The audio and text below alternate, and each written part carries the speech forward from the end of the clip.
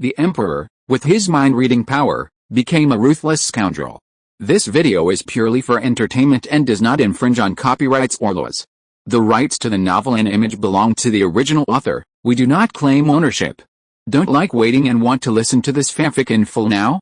Subscribe to our Patreon, where you'll find the best fanfics. Chapter 51. This is the rule. What he is best at is pushing the person he trusts and relies on the most away. In fact, sometimes he hates himself for this character, but he really has no other choice. The more he cares about a person, the more he will pretend not to care in front of him, but in fact, he wants to have something with that person. This often hurts the person closest to him, but he really can't control his behavior. After listening to Geng Guanyu's words, Rui Ziying suddenly curled the corners of her lips happily. A plan emerged in her mind, and then she said to Geng Guanyu with a smile, "This must be a good thing for the imperial concubine. I must share this good thing with my sister as soon as possible." Geng Guanyu's eyes twitched inexplicably. He looked at Rui Ziying in disbelief and asked uncontrollably, "You want the imperial concubine to share the favor that belongs to you?" Rui Ziying looked at him with confusion and asked, "Hasn't the emperor always liked my sister? I have no challenge to compete with my sister for favor, not to mention that I like my sister's personality and character. Besides, the emperor also said that as long as there is cooking skill, then no matter who stays with you, it will be fine. My sister is a very hard-working person, and I believe she will work hard to satisfy your wish." Geng Guanyu felt a little irritated for no reason in his heart. The way he looked at Rui Ziying revealed several very meaningful things. It was the first time he looked at Rui Ziying with such hatred. Rui Ziying looked back at him inexplicably, and the two just stared at each other for a while. In the end, Rui Ziying compromised first. "Does the emperor not want my sister to come? But why do I remember that the emperor has a good relationship with my sister, and he stayed overnight in my sister's palace before? Is this all wrong?" Suddenly hearing Rui Ziying mention this matter, Geng Guanyu's anger inexplicably subsided a little. Maybe Rui Ziying cared about that matter, but just hid it better. Now she finally couldn't control herself and said her thoughts. Rui Ziying was jealous. This little weird mind is really hard to figure out. He had never noticed that she was jealous before. "If the queen is willing, I can also spend the night at the queen's place in the future." All he could think about was that since Rui Ziying was angry, he should be a little more gentle and give her some candy first. However, this was a fatal blow to Rui Ziying. She had prepared for such a long time and finally opened up a certain gap with Geng Guanyu, so as not to send herself out. As a result, the other party suddenly used such a trick, which caught her off guard. "The emperor probably doesn't like me, so if that's the case, there is no need to embarrass me. The emperor can go to whoever he likes. Whether it's me or my sister, we are both the emperor's women. As long as the emperor has any requirements, we will definitely try our best to meet them." Then Rui Ziying found that he had dug a hole for himself gloriously, because Geng Guanyu's next words really made him feel a little unacceptable. Then he heard him say, "In that case, if I want to spend the night at the queen's place in the future, the queen will have no reason to refuse, right? I remember the first time the queen tried every means to drive me to the imperial concubine's place, and the imperial concubine and I lay there staring at each other all night," Rui Ziying said awkwardly. "I have never had any reason to refuse the emperor's various requests, but the emperor must not make things difficult for himself. Since you don't like me, there is no need to pay attention to my situation all the time for some reason. My father is loyal to the emperor, and he will never rebel against the emperor or have any other thoughts because of me." She just thought that Geng Guanyu deliberately said that in order to control her father and get closer to her, but she really didn't care about Geng Guanyu's attitude and reaction at all. The best outcome was that he didn't run to her side. Then, after hearing her words, Geng Guanyu said with some surprise, "Do you think that I just said that because of your father? Or did you and your father speculate that the reason why I made you the queen was to better control him? You look down on me too much?" Rui Ziying didn't know why, but she always felt that there was a bit of coldness in his words just now, and his expression almost completely turned cold in an instant, and even his attitude changed drastically. Rui Ziying really couldn't understand why his attitude could change so suddenly, and it became so inexplicable that she had no chance to react at all, and she didn't know what she had said wrong just now. Why did she look at him with a panicked face, hoping that he could give her an explanation? However, with such a noble status as Geng Guanyu, why would it be so easy to settle accounts with others? So he didn't tell Rui Ziying anything at all, just waved his hand impatiently, and then said, "You can go back." How could Rui Ziying not hear such a blatant order to expel guests? Anyway, I just came to Geng Guanyu's place to show my presence. As for when to leave the system, there is no clear rule. As long as I come to his place, it should be fine, right? Just thinking about this, the system suddenly prompted, Geng Guanyu's favorability value -20, host mission failure deducted 100 points. Rui Ziying really felt puzzled. She obviously didn't do anything well. Why did Geng Guanyu suddenly hate her so much? And what's wrong with this system? I only get 54 points for completing the task, and I will deduct double points for failing half of the tasks. Isn't this a bit too much? Although I have done a lot of tasks some time ago, the points warehouse barely has a little bit, but it can't withstand such a treatment, so she asked the system unwillingly. How can the mission fail? I didn't do anything. He's just a moody person. Why do you deduct so many points from me? If Geng Guanyu's favorability is detected to decrease, no matter what the reason, as long as the favorability of the target decreases, even if the mission fails, the deducted points must be twice the reward points. This is the rule. Hearing the last 4 words, Rui Ziying felt a little unreasonable and cursed madly in her heart. What do you mean by this is the rule? Don't you know that rules are dead and people are alive? Chapter 52 Punishment. It is hard to understand why he wanted to use the word rules to imprison her. Thinking of Geng Guanyu's strange words before, what did she mean by that she and her father underestimated him? Thinking of Geng Guanyu's speculation before he got angry, she seemed to understand why he was angry. Could it be that things were not as they had guessed before, and Geng Guanyu made her the queen in order to better control her father? It was even more unreasonable when she thought of this. If this was the case, why did Geng Guanyu take a fancy to her and make her the queen? You should know that this scene did not happen in the original text. In the original text, the original owner was just a concubine who had just entered the palace. She did not have such a high status at all. She was bullied in the harem and fought back all the way. But now she has just come to this world. It has not been long. It is okay to become the queen inexplicably. What happened recently made her feel a little incredible. Perhaps because he noticed that Rui Ziying was still standing there and had no intention of leaving, Geng Guanyu finally raised his head impatiently and looked at him, and then asked unhappily, "Why don't you leave? Do you want to stay with me?" Rui Ziying stared at the expression on Geng Guanyu's face carefully, and became more and more certain of his guess that the other party was angry. Although he didn't understand why he made her his queen, it would not be good for him as a queen if the other party was angry. So for the sake of caution, he decided to coax the other party first before talking. Is the emperor angry? I don't understand. I am a stupid person. If I have done something wrong, I hope the emperor can give me clear guidance and not let me continue to be stupid. Geng Guanyu had a sarcastic smile on his face. He swept his eyes over Rui Ziying unscrupulously and said, "Do you think I will believe what you say? You, a woman, never tell the truth. You have been lying from beginning to end and living in your deception. Do you really think I can't see your conspiracy?" Rui Ziying really couldn't figure out what kind of conspiracy she had to make Geng Guanyu so afraid. Although the expression on the other's face was still angry, it was much colder than before. It seemed that there was no way to get back the 100 points she had lost. She could only sigh and say, "Since the emperor doesn't want to see me now, I won't bother him anymore. I hope the emperor will take good care of himself and not work too hard for state affairs. I'll go back first." Her words were perfect. If it happened normally, Geng Guanyu would definitely make things difficult for her without hesitation. But today, she didn't know what was going on. In addition to Geng Guanyu's inexplicable anger, she had proposed to leave him now, and there was no intention to keep him. Rui Ziying felt particularly disappointed, and she always felt as if she had lost something important. But she couldn't explain where that feeling came from. She could only look at Geng Guanyu with regret, and then turned and left.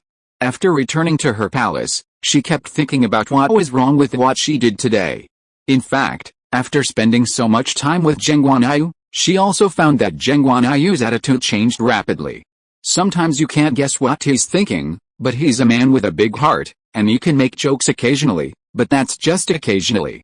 If you're unlucky and you happen to run into him when he's in a bad mood and you joke with him, then you'll end up like you are now. She called her personal maid over and said, "Dear, do something for our company. Remember, this thing must be kept very secret, And it's best to make the other party feel that these things have nothing to do with us, dear.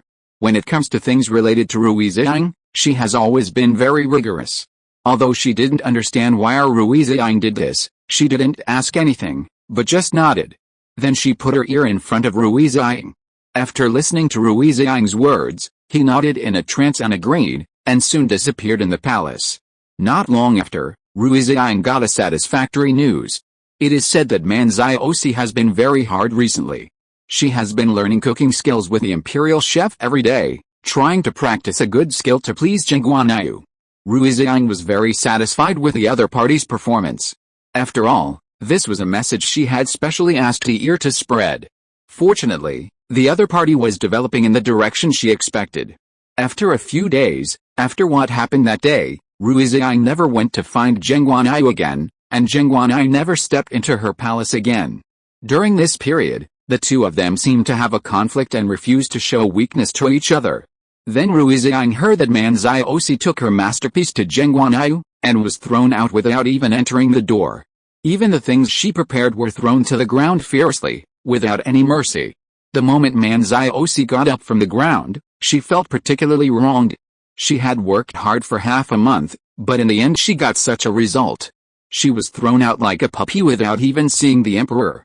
She was now a concubine, but the group of people outside did not take her concubine seriously at all, and even their words and eyes were full of ridicule. Manziosi has been very beautiful since she was a child. She could almost be said to have been raised by others and had never suffered such grievances. She said unwillingly, "I am the imperial concubine appointed by the emperor. You will suffer retribution for treating me like this. When the emperor finds out about this, he will punish you severely, in order to achieve the desired effect," she threatened. "If you let me in now, then when the emperor punishes you in the future, I can still stand by your side and plead for you. But if you don't want to let me in, then I will have to tell the emperor and let him punish you severely." Chapter 53, What does it mean to be familiar? However, no one was moved to let her in. Manziosi could no longer bear it and roared, "You are all being punished one by one. I hate you. Your Majesty, I am Manziosi. Your Majesty, I am here to bring you food." The guards could not stop Manziosi, who was about to collapse. After shouting at the door for a long time, Geng Guanyu's personal eunuch finally arrived. Manziosi thought she had finally waited for hope, and a smile immediately appeared on her face. She walked towards the eunuch happily, and then the eunuch suddenly slapped her in the face when he approached her. Manziosi stared at the eunuch with eyes wide open, her eyes full of anger, and then she heard the eunuch say, "Don't be angry, my lady, I am just following orders. This is entirely the emperor's intention. Otherwise, even if I had 10 times the courage, I would not dare to do such a treasonous thing. Please forgive me, my lady, it's said on the internet that he doesn't want to see anyone recently. Please go back, my lady, and don't send anything over in the future." After finally sending him away with a great effort, the eunuch returned to Geng Guanyu's side. Geng Guanyu glanced at him, but he couldn't suppress his anger. "Rui Ziying, good job." She actually told Manziosi about this. And Manziosi, that woman, actually believed Rui Ziying's lie, thinking that as long as she learned cooking skills and came to bring him food, she would become the one he valued the most and leave a certain position in his heart. These two people are extreme, and each one is more bizarre than the other. One is too smart, and the other is too stupid. Now he doesn't understand why he established a concubine in the first place. It seems that it was the Queen Mother's intention. He shouldn't have agreed so readily at the beginning. He should have hesitated. Maybe things wouldn't have turned out like this now. Rui Ziying is jealous, and now she has even made trouble in front of him. If this matter is not properly restrained and managed, it will happen again and again in the future. It will not be as simple as imagined to manage it at that time. So he closed the memorial in his hand, and then went to the Queen's palace without hesitation. Rui Ziying was taking a comfortable bath, and inexplicably heard the maid come to report that the emperor had arrived. She hurriedly put on her clothes, still complaining, "The emperor hasn't come here for such a long time. Why is he here this time? Is it because he is not very satisfied with the things sent by the imperial concubine and wants to buy a meal here?" Deer twitched her mouth in embarrassment. Sometimes she really couldn't understand why our Rui Ziying's brain circuit could be so weird. The emperor came here this time with a bit of anger.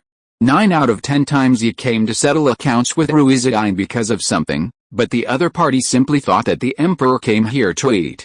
Out of caution, she reminded carefully, "Your Majesty should be more careful. The emperor doesn't seem very happy." "Did you make him angry again?" Rui Ziying blinked in confusion, and then asked without hesitation, "What do you mean by making him angry again? Do I make him angry often? He and I are not that familiar, okay?" She had just finished speaking when she suddenly heard a familiar voice exploding in her ears. "If this doesn't count, then for the queen, what does it take to be considered familiar?" Neither the ear nor Rui Ziying realized that Geng Guanyu would actually break into Rui Ziying's bathing place. They were both a little surprised for a moment. Rui Ziying put on her clothes in a panic, and then asked awkwardly, "How did you get in? Does my queen need to avoid me when bathing and changing clothes?" "We are husband and wife," Rui Ziying rolled her eyes and said in her heart, "Who is husband and wife to you? We are just partners. After my mission is completed, I will leave this world, okay? I will not have any relationship with you in the future." After hearing Rui Ziying's thoughts, Geng Guanyu, who was already in a bad mood, became even more annoyed. He didn't want Rui Ziying to leave this world and leave his side. She could only stay by his side and be his queen forever. The queen is really trustworthy. She actually told the imperial concubine about that matter. "Do you know what I was thinking when the imperial concubine brought the food over today?" Rui Ziying was shocked by his tone and asked, "What were you thinking?" "At that time, I was thinking about you all the time. I thought that you were so bold and reckless as a woman, so I must punish you and make you unforgettable. Now the opportunity has come, right? Since the queen has already bathed and changed clothes, I can't waste this beautiful time." Deer had already left early at Geng Guanyu's signal, and Rui Ziying was frightened by Geng Guanyu's words. She subconsciously stepped back, but she didn't keep her balance and was stuffed back into the bathtub. She fluttered in the water in a somewhat embarrassed manner. Just as she floated to the surface, there was a sudden splash of water. It was Geng Guanyu who jumped in. She wanted to escape in embarrassment, but was grabbed by Geng Guanyu. Geng Guanyu kept looking at her, but his smile didn't reach his eyes at all. Rui Ziying was a little scared when he saw it. Although she knew that this moment would come, she didn't expect it to come so quickly, and she didn't have the chance to react at all. "Your Majesty, don't mess around." Is it that the queen thinks that Geng is the kind of person who would mess around? But since the queen already has a vague impression of Geng in her heart, then I can't let the queen down. Geng Guanyu had already found that this woman deserved to be punished, and what she said just now was really infuriating. They have known each other for such a long time, and now the other party has become his queen, but she actually kept saying to the people below that they were not familiar with each other? What kind of relationship is considered secular? Although nothing has happened between them until now, the two have been in contact for such a long time after all. It is too frivolous to describe their relationship as unfamiliar. Geng Guanyu was confident that he was not a good person, but your attitude made him forget how angry he was, and even his last bit of patience disappeared at this moment. Chapter 54 Show Off. He ripped off her clothes with force. Rui Ziying closed her eyes in despair, but this time she did not resist. However, Geng Guanyu suddenly stopped what he was doing, looked at her and said, "Why, you don't want to resist? Weren't you unhappy just now? Why do you look like you are willing to do whatever you want now?" "I don't have any woman I want. Your father did contribute to my making you the queen, but the most important reason is that I just like to see you like this." Rui Ziying felt that Geng Guanyu must be crazy, and the plot was getting more and more off track for some reason, and it had completely deviated from the most basic track. She couldn't guess what Geng Guanyu was thinking at all. "Your Majesty, please calm down." When she said this, Rui Ziying had never felt so calm before. At this moment, she already knew what Geng Guanyu wanted to do and knew that her resistance would not work at all. After all, everything she had now was given by the other party. If the other party wanted to take it back, it would be a piece of cake. She took a deep breath and said, "Your Majesty, don't you want to use this house to prove whether I have you in my heart? If your Majesty really thinks so, then this idea is too naive. You are the king of a country. Who in the world doesn't put you first?" Geng Guanyu was even more angry after his thoughts were exposed. Rui Ziying's words were too official, and he also understood that the people of the world would indeed put him first, but he didn't want the admiration of Rui Ziying. "The queen, don't you really not know what I want?" Rui Ziying raised her eyebrows and looked at him, suddenly smiled, and asked, "Your Majesty, don't you like me?" Although she was not a narcissist, Seeing the enthusiasm in Geng Guanyu's eyes, he still felt that this possibility was too strong. The expression on Geng Guanyu's face suddenly became strange. Perhaps he did have a little affection for Rui Ziying, but he didn't think that his feelings for her had reached the point of liking or loving her. So he finally let Rui Ziying go, pulled the clothes on the side and put them on quickly, looked back at Rui Ziying, and then said, "Queen, don't be sentimental. In my heart, it doesn't matter whether you are a man or a woman. You are just a bargaining chip I used to threaten your father." Rui Ziying lowered her eyes, and a sarcastic smile appeared at the corner of her mouth. She said, "Of course I know this. After all, people with the emperor's personality will not put anyone in their hearts, because you only have yourself in your heart." She also knew that doing so would successfully anger Geng Guanyu, but when she thought of what the other party had just said, she couldn't help but want to do it. "Since you are unkind, you can't blame me for being unjust. You said it so badly, why should I continue to listen to you?" In the following few days, Geng Guanyu never came to her again. It was as if the other party had suddenly evaporated from the world, and there was no news anymore. But she often heard people in the palace mention that Geng Guanyu often ran to Manzai recently. Rui Ziying was calm and could even understand it. After all, being rejected twice in a row by her was unbearable for any man. It would be strange if he didn't run to the imperial concubine. Manzai had been trying every means to get close to Geng Guanyu. Now that the opportunity finally came, how could she not seize it? Geng Guanyu must have been very happy. Thinking of the scene of people being in love with each other, Rui Ziying tried hard to convince herself not to care about it. She came to this place just by accident and would always go back in the future. However, there was still a place in her heart that cared a little, and even a little bit of bitterness. The stalemate lasted for a few days. One morning, Manzai ran to her palace with a flushed face. I don't know why Rui Ziying felt particularly annoying when she saw her like this. Although she didn't like her very much before, she had never been as hostile as she is now. She tried to stay calm as much as possible, and then asked Manzai with a smile, "The imperial concubine has been in good spirits recently. Is there any good news?" Manzai's smile became more charming, and she said with a smile, "The emperor also praised me like this. It seems that I have taken good care of myself recently. But my sister looks more haggard than before. Could it be that my sister has not seen the emperor for a while, so she is not in the mood to take good care of herself?" The provocative meaning of this sentence is obvious, but Rui Ziying is not a fool. How could she not hear it? But she had to pretend to be a fool and pretend that she didn't understand what she meant. "I heard that my sister had a conflict with the emperor some time ago. I don't know what it was that made my sister so angry and made the emperor so angry that he didn't even want to come to my sister's place. You know, in the past, the emperor liked my sister's place the most." She glanced at Rui Ziying charmingly, but there was not much sincerity on her face, but full of all kinds of provocations. Rui Ziying smiled and said, "Is there anyone in this world who can go against the emperor? That would be too presumptuous, right? Everything I have now was given to me by the emperor. If the emperor wants to take it back, it is not an easy thing. So even if it is to maintain my position, I will never offend the emperor." A hint of jealousy flashed in Manzai's eyes, and then she said, "Sister is right, I also heard about the conflict between you and the emperor, so I wanted to persuade you. Since you said so, I feel relieved. It seems that I worry too much. My sister and the emperor are still as loving as before, which is really enviable. My luck is not so good. The emperor is not just interested in me for a while. Although he has stayed in my palace to accompany me recently and even gave me a lot of rewards, I can't help but think of my sister every time I see these things, so I brought some here today to share with you. I can't use up all the things the emperor gave me, so I hope you won't despise them. After all, you have a privileged family background and have seen all kinds of good things since you were a child. Naturally, you don't like these little things. But it's different for me. No matter how cheap the things the emperor gave me are, I will keep them as treasures.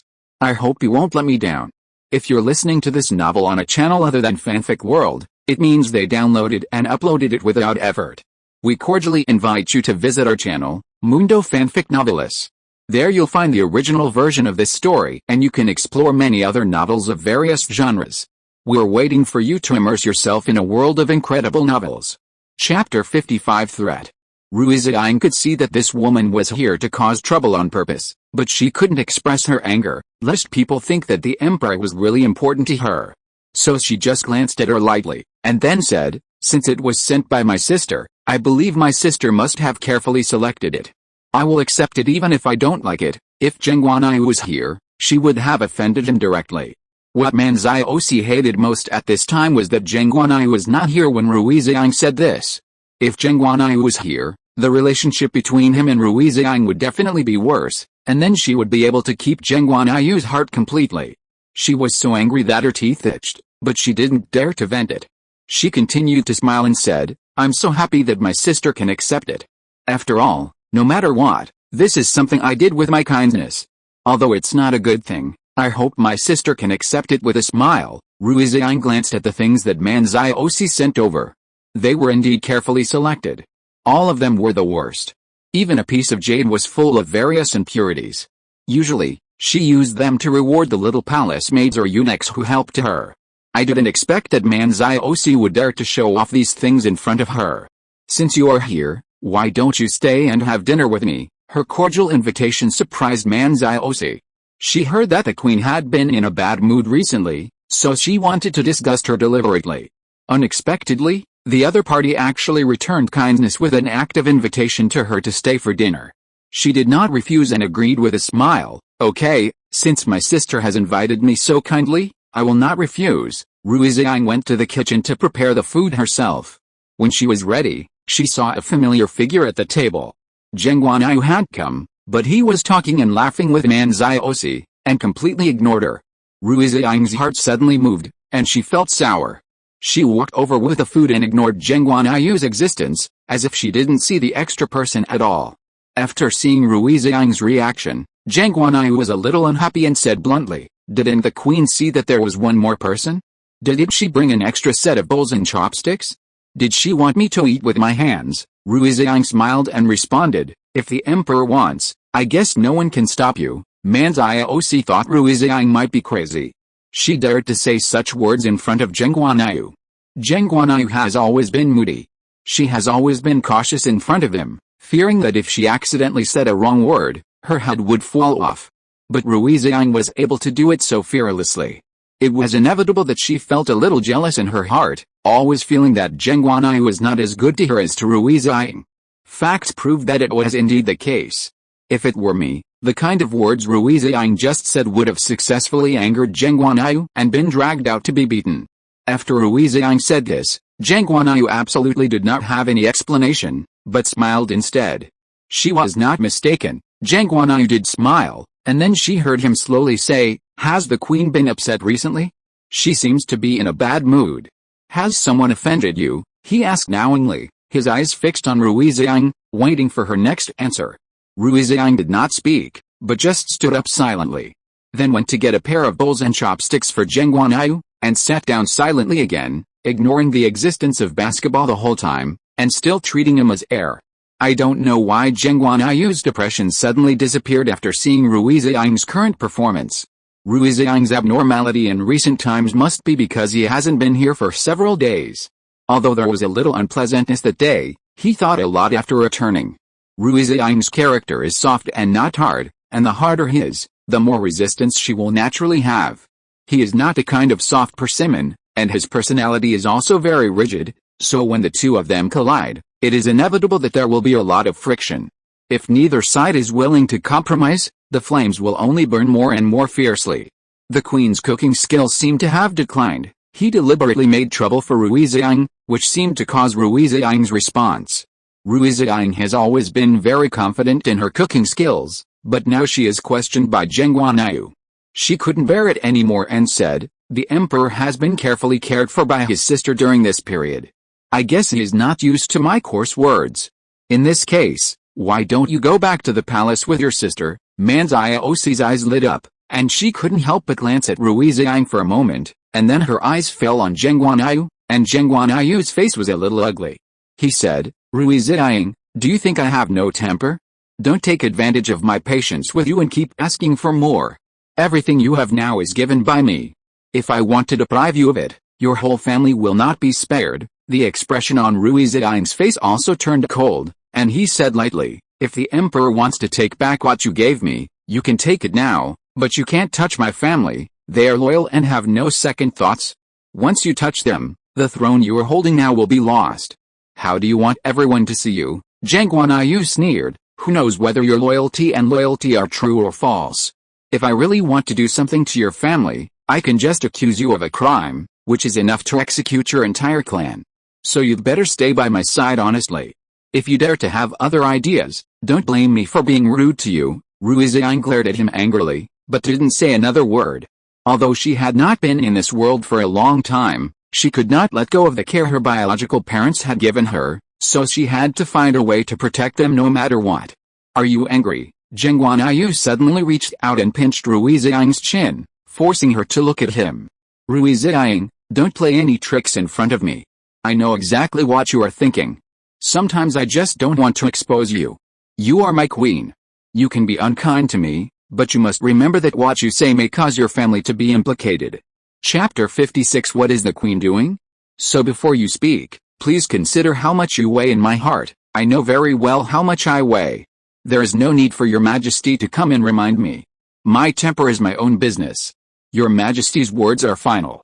There is no need to involve my family, is it unnecessary? Geng Guanyu asked back, looking very excited. "But why do I feel that you will only care if your family is involved?" Rui Ziying understood that the man in front of her was just a lunatic, and he did not care about the consequences of anything he did, and did not care about other people's feelings at all. Even if it would hurt others, he didn't care at all. She took a deep breath, suppressed the anger in her heart, and then said, "Your Majesty, what do you want to do? Why don't you just say it directly? There is no need to beat around the bush and threaten me with the lives of my family members. It's really meaningless to do so." Geng Guanyu narrowed his eyes, and felt that Rui Ziying was overestimating herself. She had been confronting him again and again, and she didn't know how to give in. She was really not cute at all. Of course, if Man Ziying was not an undercover, she might be more interesting than the woman in front of her. "Rui Ziying, don't think that I must have you." After saying that, he hugged Man Ziying and hugged her and started to bite her. Rui Ziying watched this scene happen without any ripples in her eyes. It can even be said that she had expected this scene a long time ago. At this time, the system suddenly prompted, "Congratulations to the host for completing the hidden task, helping Man Ziying to capture the emperor, and getting 200 points." Rui Ziying was speechless. She didn't expect that she could activate the hidden task in this situation, and the reward for this hidden task was not small. But facing Geng Guanyu's full provocation, even if she got the reward, she didn't have the extra mood to be happy now. After Geng Guanyu finished, he reached out and touched his lips. His eyes fell on Rui Ziying, and seeing that she was still indifferent, he was very angry and got up and left. Man Ziying looked at Rui Ziying's proudly raised lips, and ran away with Geng Guanyu. The palace maid Ziying was so angry that she cried with grievance, "Empress, how can they bully you like this?" Rui Ziying didn't think there was anything wrong, but she didn't know why she suddenly felt sour in her heart. This feeling was particularly uncomfortable, as if the most important thing to her was taken away by someone else. But she also knew that she didn't like Geng Guanyu at all, so she had to suppress this inexplicable emotion at all costs. She waved her hands impatiently. "I didn't cry. Why do you cry? What's more, what does their behavior have to do with me? I was just playing along with them. Man Ziying came to me to act, obviously wanting to see me sad.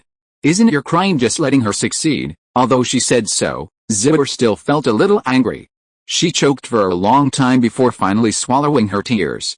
"My queen, how could the emperor treat you like this? He was obviously not like this before." The more Ziying thought about it, the sadder she became.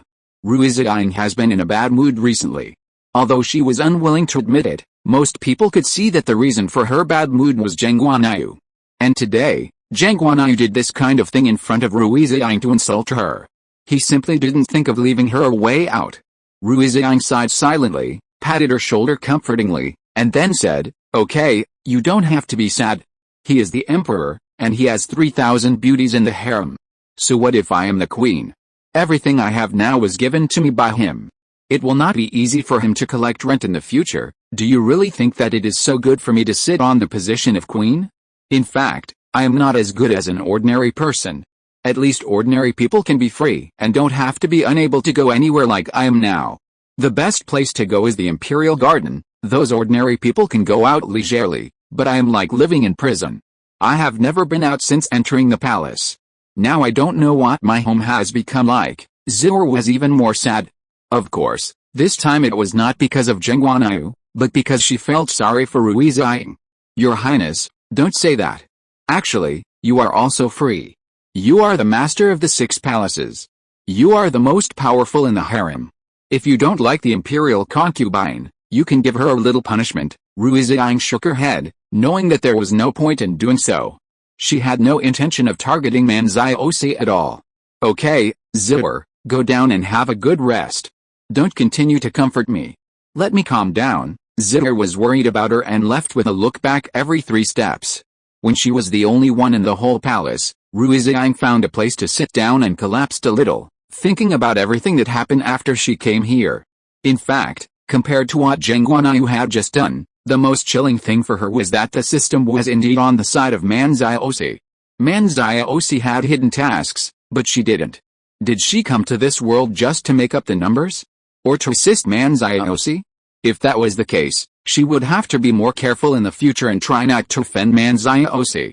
Why does the system always release tasks related to Manziosi? Can't you release some tasks related to me? Do you have to put Geng Guanyu together with her? The system did not give her any reply. Rui Ziying had long been accustomed to the system pretending to be dead. After leaving Rui Ziying, Geng Guanyu did not go to Manziosi, but went directly back to his palace and began to sulk with himself. The eunuchs on the side dared not breathe, for fear of accidentally offending Geng Guanyu. It is said that a half-king is like a half-tiger. If you really offend the emperor, then beheading is considered a light punishment. Even the extermination of the 9 clans is possible. If you are gone, you are gone. If you implicate your family, it will not be worth the loss. Geng Guanyu suddenly threw all the memorials in his hand to the ground and said angrily, "What are these memorials? Don't they know that I am very busy? Come to me to say everything." The eunuch walked over carefully and wanted to pick up the memorials, but Geng Guanyu took his anger out on him. He kicked him hard on the waist and kicked him away. Geng Guanyu was so angry that he walked back and forth in the palace, and suddenly asked, "What is the queen doing?" Chapter 57. A Fatal Blow. Since the eunuch was inexplicably beaten last time, everyone asked about the reason for the beating under the pretext of caring about him, so as to avoid making the same mistake as him. After learning that the reason for his beating was that he didn't know what the queen was doing, basically everyone in the palace automatically formed a dark network, and no matter when, where or what the queen was doing, they would pass information to each other. So when Geng Guanyu asked this question again, the eunuch answered very cleverly, "The queen is making tea in the palace." Geng Guanyu sneered and said, "She has the leisure to do so." He forced himself to calm down and try not to think about Rui Ziying during this period. He found that from the beginning, he was determined to win, and now he was in a panic. Rui Ziying had begun to interfere with his emotions, which was not a good thing for him, and he had to stop the loss in time. So he began to make himself busy, so busy that he had almost no time to take care of Rui Ziying, and something really happened in the court, leaving him no time to take care of the disputes in the harem. The neighboring countries have been eyeing them covetously, and now they seem to be unable to sit still and finally reveal their foxtails.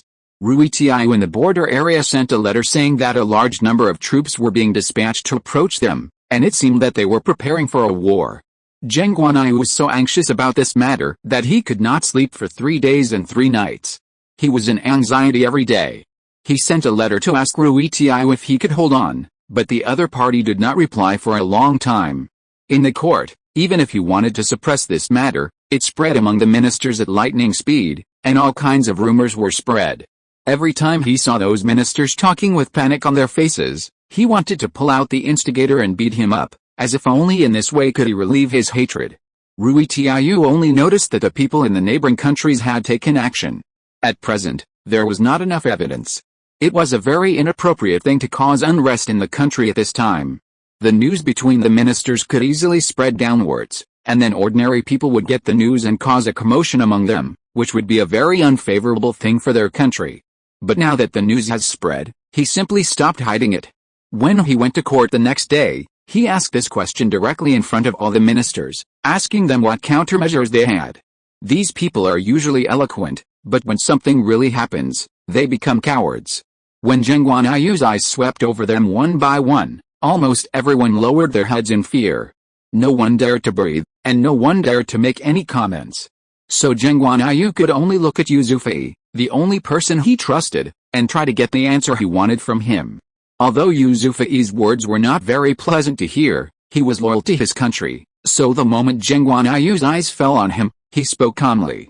I think we should stabilize the people's hearts first. Although the neighboring countries are restless, I don't know the real reason for their actions. If ordinary people are in panic at this time, it will be very disadvantageous for our country and it will be easy for others to catch us. So my opinion is that the emperor should stabilize the people's hearts first, and the best way to do this is to send people to support the emperor to personally come forward to appease everyone's emotions, or the queen to come forward. Only in this way can everyone be completely relieved. This is a good way here, but Geng Guanyu himself must not be able to leave. Letting Rui Ziying go is also a good way, but he is a little worried. After all, the relationship between him and Rui Ziying has become like this. Maybe he should go back and discuss this matter with her. And the group of people who supported concubine Li before couldn't help but stand up and suggested that Rui Ziying go to resolve the disputes among the people. At this moment, they all reached a consensus and there was no quarrel. Even many people echoed what Yu Zufei said. Geng Guanyu's mouth curled up into a mocking arc. In the past, no matter what Yu Zufei said, they would be the first to stand up and oppose and question it. But now it's just a proposal about the queen, and they all stand on the same position. This purpose is too obvious. Yu Zufei didn't seem to expect that the suggestion he put forward this time would have so many people's support. For a while, he stood there at a loss, looking at his toes with drooping eyelashes, waiting for Geng Guanyu's next words. Geng Guanyu said, Prime Minister Yu's proposal is indeed good, but have you forgotten one thing? When does our country need a woman to show up? What's the point of raising you bunch of trash? None of you can be used at the critical moment, just drag you all out and behead them. He was originally moody, and now he said such a thing, which was instantly deterrent. All the ministers held their breath and dared not confront Geng Guanyu under such circumstances. Prince Yanlin said, My royal brother is right. We really don't need to rely on a woman to protect our country, but the queen is not an ordinary woman. She is not only the daughter of General Rui Ziying, but also the mother of our country. She has the responsibility to assume this obligation. Things have come to this point. If Geng Guanyu does not agree, it would be a bit unreasonable. In addition, Prince Yanlin's words also gave him a way out invisibly, so that others would not mistakenly think that he, the emperor, is useless. So after some hesitation, he finally nodded and agreed, and said, I will discuss it with the queen, but before that, you have to choose a suitable candidate to go to the border to support General Rui Ziying. The neighboring countries have been eyeing us covetously, and now they can't bear it anymore and show their foxtails. In this situation, we must seize the opportunity to give them a fatal blow. I have always been a person who will not offend others if the enemy does not offend me, but if the enemy offends me, I will never let them off easily. When he thought that the people from the neighboring countries had almost planted half of his people in his court, he was so angry that his teeth itched. Although planting spies happened from time to time, he still felt that he couldn't swallow this breath. Chapter 58 Irreversible Consequences. This kind of thing is actually hard to guard against, not to mention that he has also arranged spies in other countries, but it is obviously not convenient to say these words in front of the ministers. On the one hand, this is not a bright method after all, and on the other hand, of course, many of these ministers are from neighboring countries. If he said such a thing in front of them, it would not take long for the news of his arrangement of spies in other countries to spread to everyone.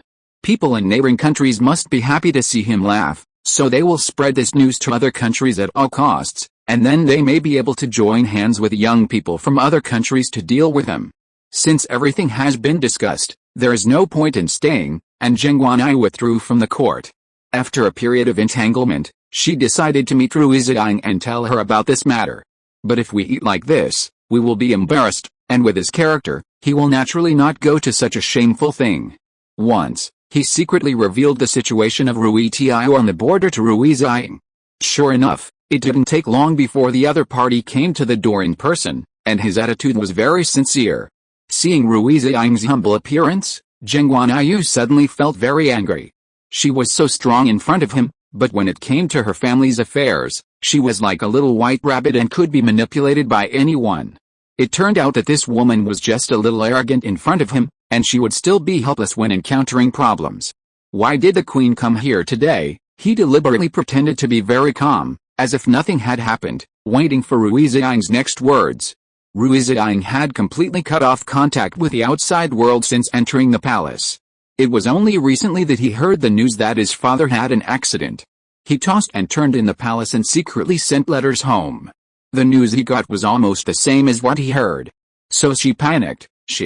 Knowing her current situation, she could only rely on Geng Guanyu as much as possible when encountering any problems, so she chose to ask Geng Guanyu for help without hesitation. Although she had some unpleasantness with Geng Guanyu in the past, she thought that Geng Guanyu was not the kind of petty person. As long as she softened her attitude and begged him, this matter could be resolved. What could be more important than her father's life? Your Majesty, I came here today because of my father's matter. I believe your Majesty already knows about the things happening on the border. I ask your Majesty to send people to support my father. My father is old now. Even if he wants to serve the country, he is unable to do so. I hope your Majesty will consider his loyalty over the years and send more people to support him. Don't let him bear it all alone. My father is a very stubborn person. Even if he dies in battle, he doesn't want to cause any trouble to the country, but he still has a wife and a daughter. He must come back alive. I hope your Majesty will have mercy on her. As she spoke, her eyes suddenly turned red, and even her voice was choked with sobs. It was the first time that Geng Guanyu saw Rui Ziying like this, and his heart softened immediately, but he didn't mean to let her off so easily. The queen wasn't like this when she was bickering with Geng before. I thought you didn't care about your father's life or death. Rui Ziying knelt down on the spot and kowtowed 3 times. Then she said, I was ignorant before. I hope your Majesty will forgive me. This time, as long as my father returns safely, I will be loyal to your Majesty. Loyalty? I have never seen the word loyalty on the queen. Don't forget that you are my queen now. Whatever I want to do to you is natural. You have no reason to stop me, and even less reason to refuse. Geng Guanyu was obviously settling accounts for what happened that day. Rui Ziying knew it and nodded obediently. In fact, after thinking about it for some time, she had figured it out. Some things cannot be avoided. Sooner or later, you have to face them. As the saying goes, a short pain is worse than a long pain. It is better to learn to get used to it sooner. Anyway, Geng Guanyu is so beautiful, so she won't necessarily suffer any loss. The only bad thing is that she still can't adapt to the status of queen. After all, she doesn't have any real power.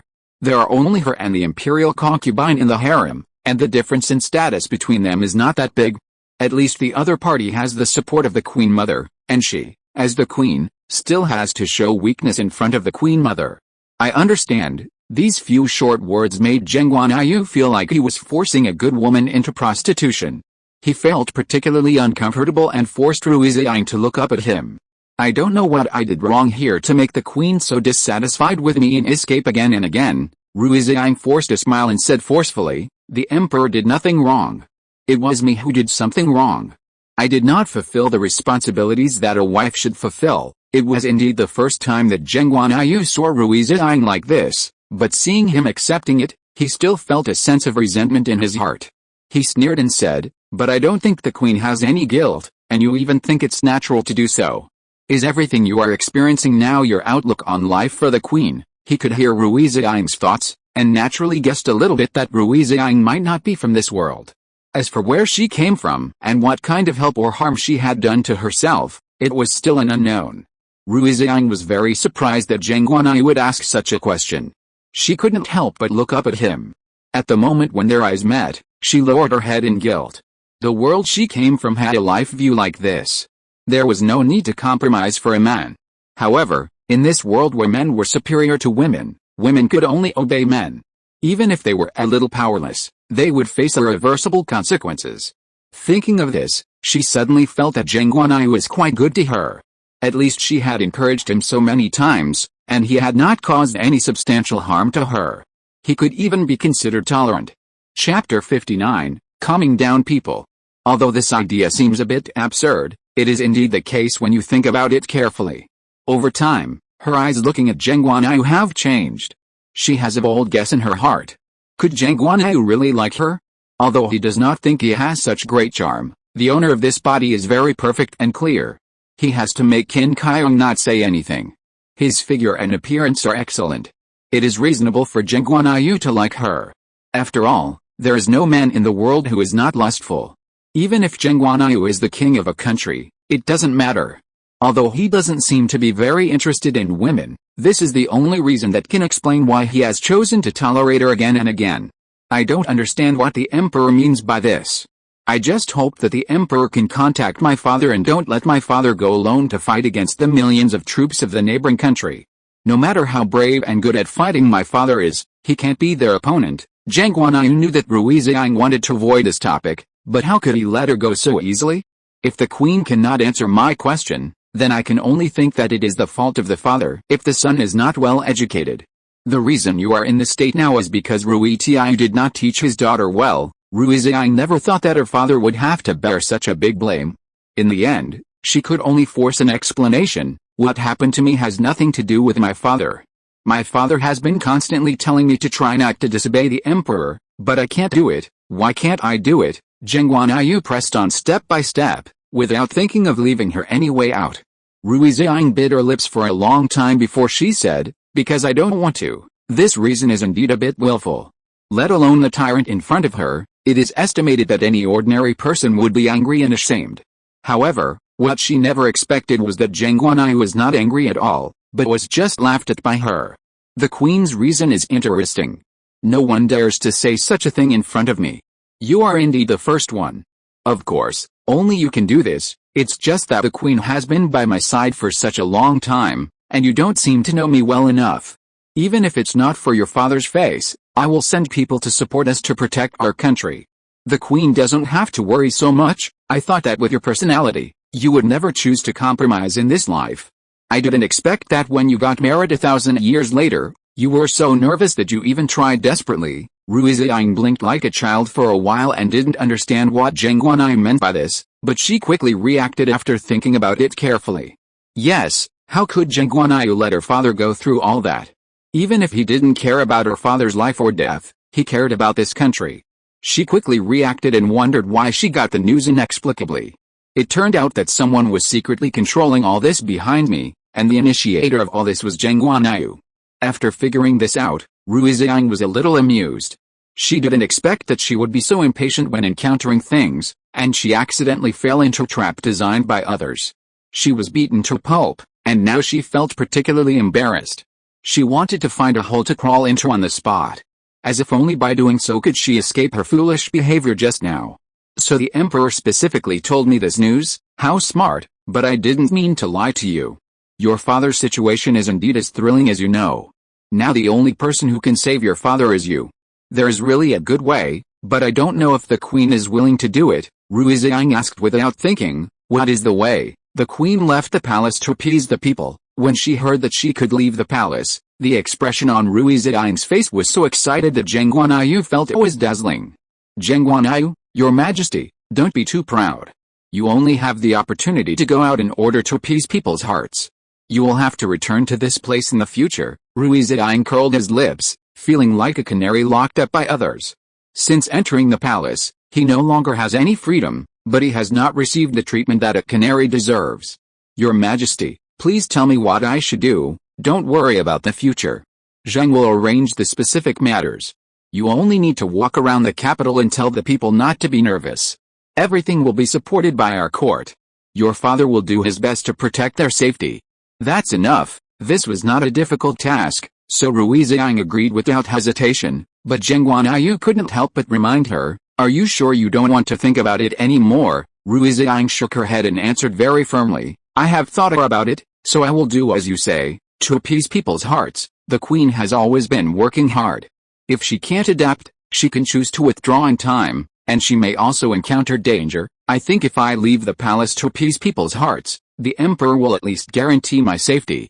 Otherwise, it will be a joke. Geng Guanyu said with a smile, it is more interesting to talk to smart people.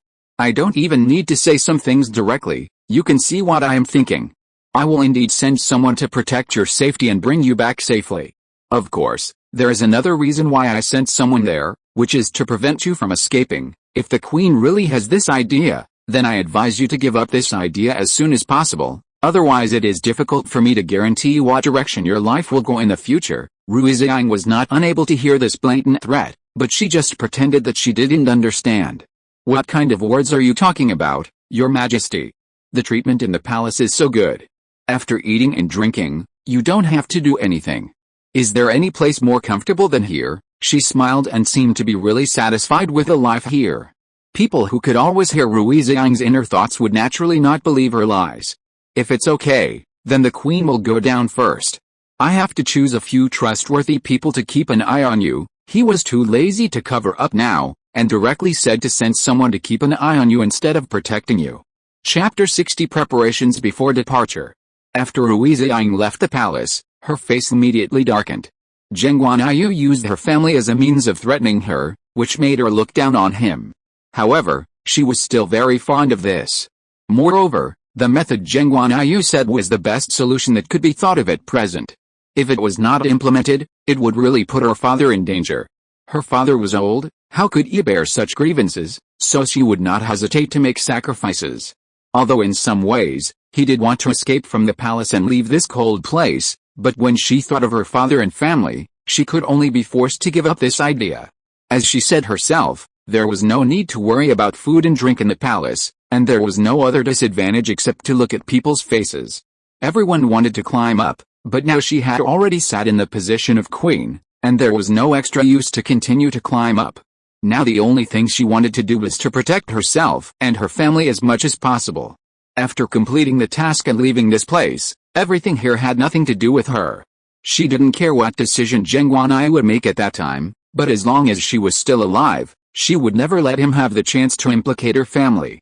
Because she had to prepare in advance to leave the palace, the clothes she wore in the palace could never be worn outside, so she specially asked her personal maid to prepare a few casual clothes. The maid Zor looked at Rui Ziying with a smile and said, "The emperor still cares about our queen. I heard them say that the emperor said in front of all the officials of the court that he would come back to discuss it with the queen. If it was someone else, the emperor would definitely order that person to go directly." Instead of using a tone of discussion, Rui Ziying couldn't help but look at her more, and felt that this little girl was too easy to satisfy. The other party was just a little soft-hearted towards him, but she actually took this as a good thing. "Little girl, I think you should go out with me and see the world. Do you think the emperor does this because he loves me or likes me? He just wants to create a considerate image for himself. What's more, half of the civil and military officials in the court are traitors." Geng Guanyu must be in a state of panic now. The reason why he came back to discuss with her is that he couldn't make up his mind for a while, so he just found an excuse in advance. Rui Ziying would not be so stupid as to think that Geng Guanyu had feelings for her. Geng Guanyu is a famous tyrant in the book who is moody. If you offend him accidentally, you will be punished by killing 9 clans. It is not easy for her to stay with him step by step. If you believe in the other person's feelings easily again, wouldn't it be equivalent to pushing yourself into the abyss? And there is no possibility of getting out again. Feelings are definitely not something that can be believed so easily, especially when facing someone like Geng Guanyu. She would rather believe that Geng Guanyu is using her or for some other reason and not having feelings for her. Although Geng Guanyu's recent behavior was indeed a little strange, she easily ignored it and did not pursue it too much.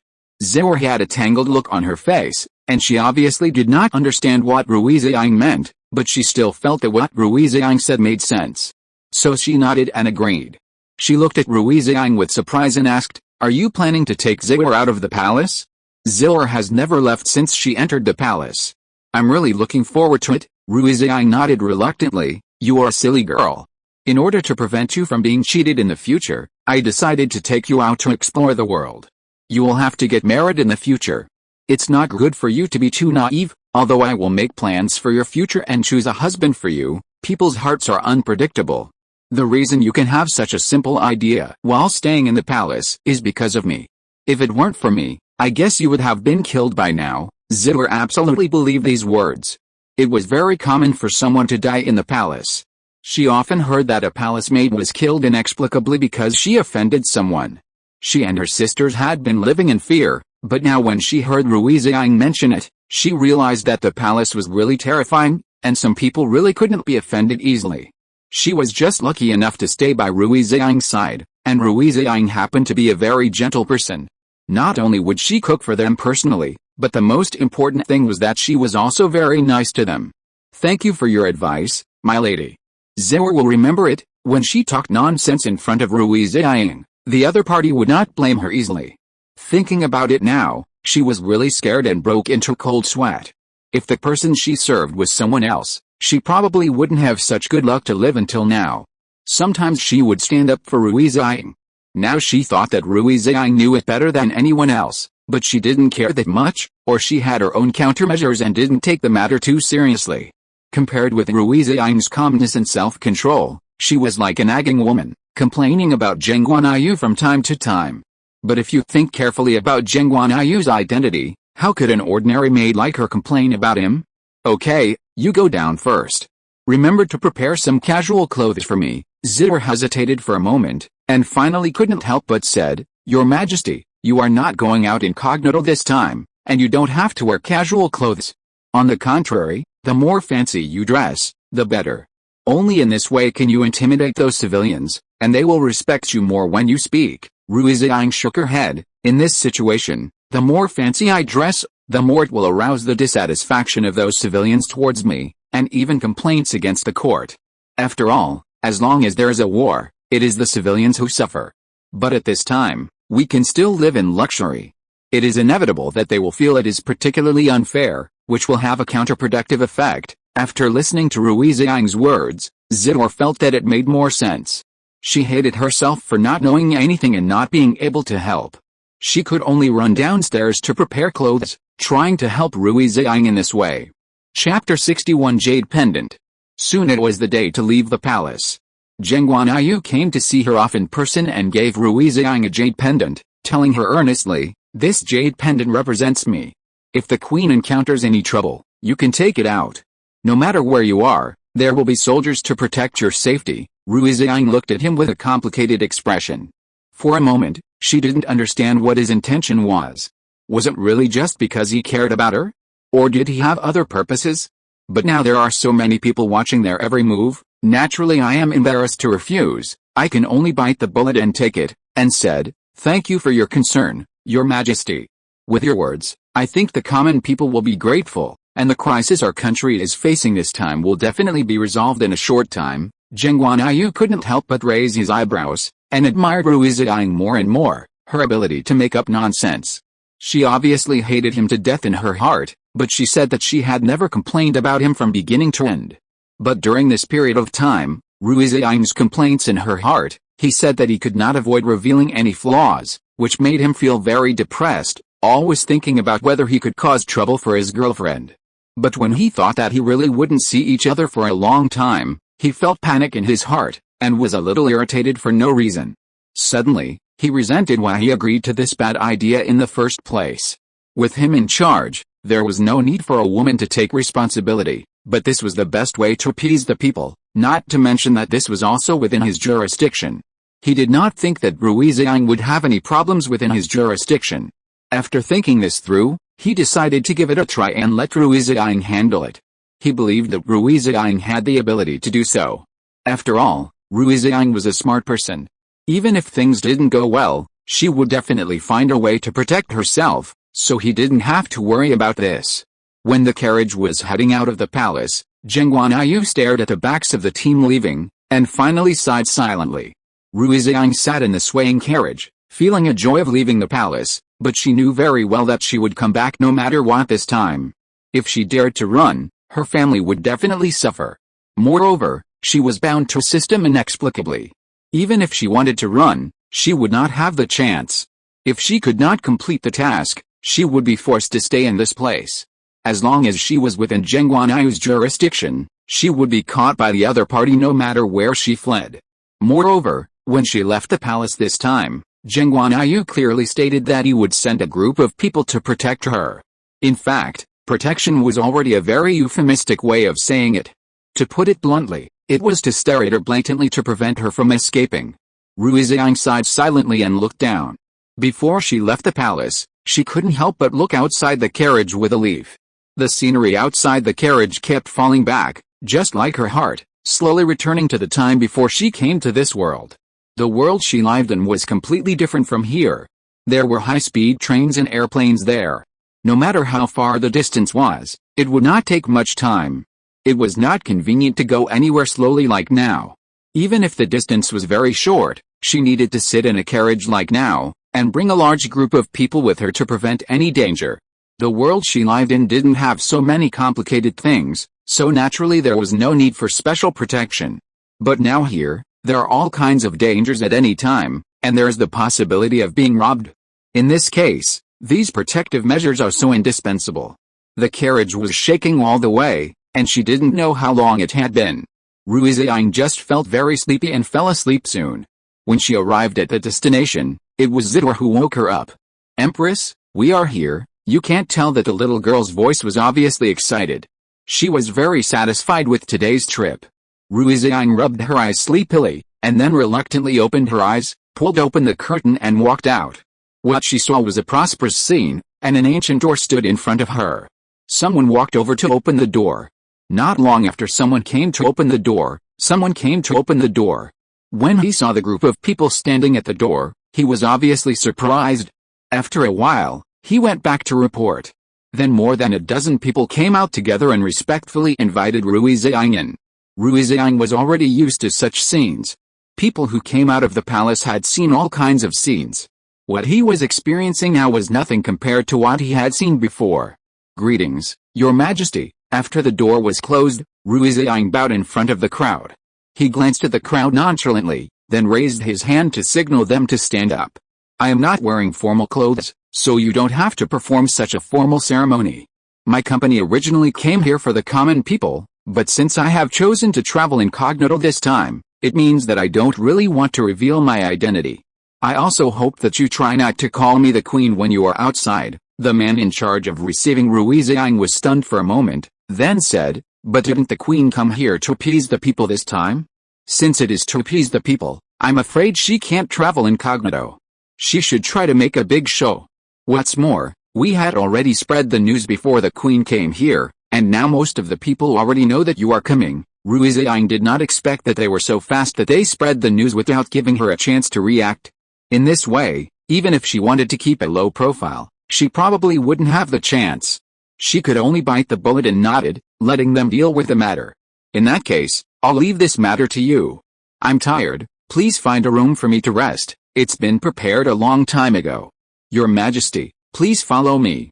I don't know what Your Majesty likes to eat, so I just prepared some local specialties. Do you plan to eat now or after you wake up?" Rui Ziying thought for a moment, then said, "I'm not very hungry now, so let them eat first." If you're listening to this novel on a channel other than Fanfic World, it means they downloaded and uploaded it without effort. We cordially invite you to visit our channel, Mundo Fanfic Novelis.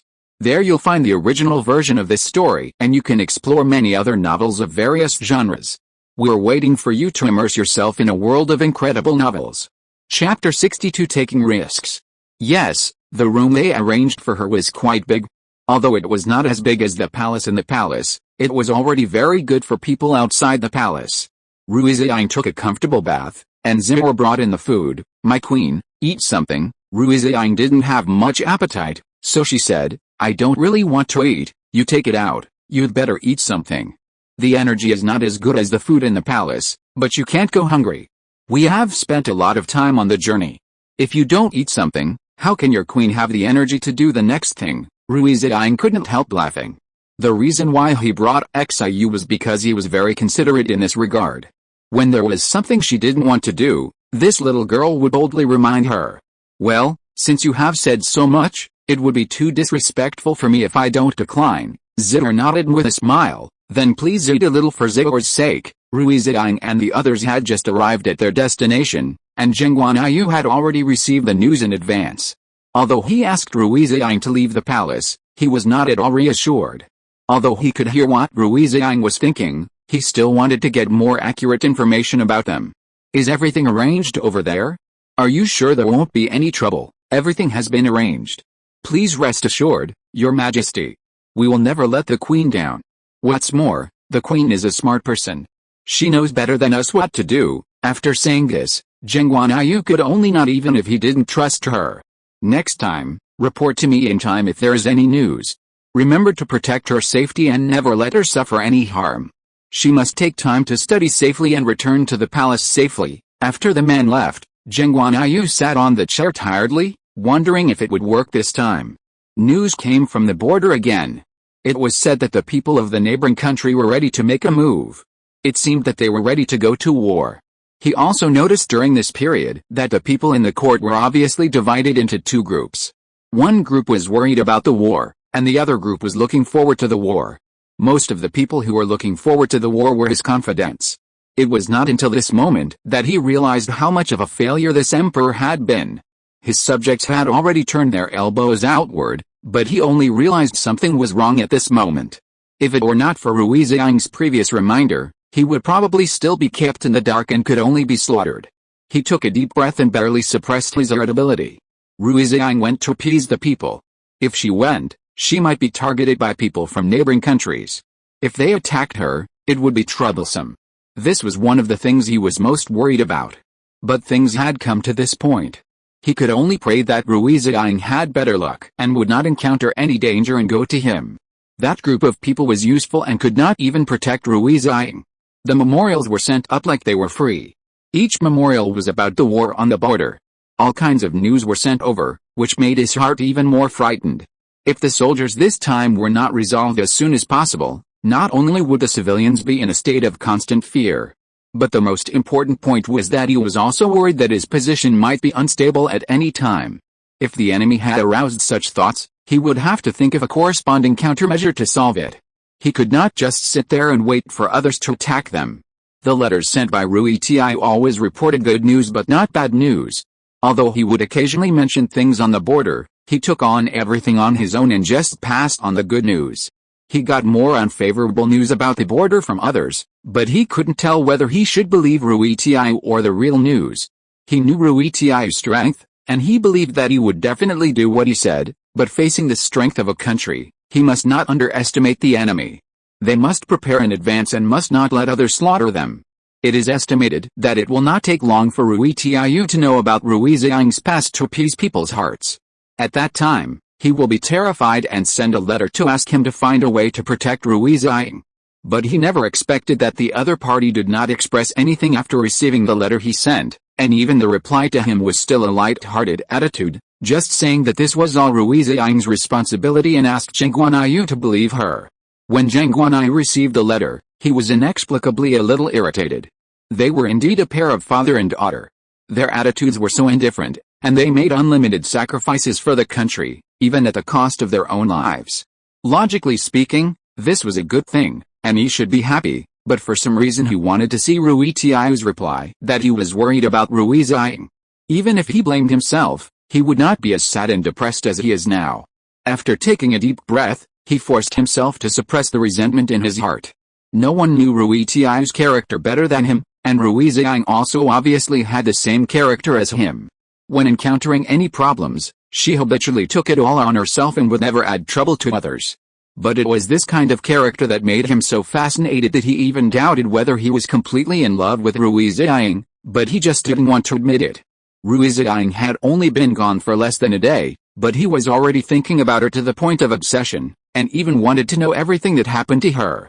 Even if the other party was a little slow in sending the message, he would be worried for a long time. According to the time, Rui Ziying should go to appease the people tomorrow. By then, it is unknown whether any accidents will happen. If the rubbish he sent over could not protect Rui Ziying, it would be better to kill them all. He didn't know if Rui Ziying would be willing to be in danger for what he did this time. He had no other choice. If he had any choice, he would not let Rui Ziying take this risk. Chapter 63 Working together can make anything possible. Before dawn the next day, Rui Ziying got up from bed early. After dressing up, she went to find the county magistrate who received her yesterday. The county magistrate had prepared a sumptuous breakfast for them.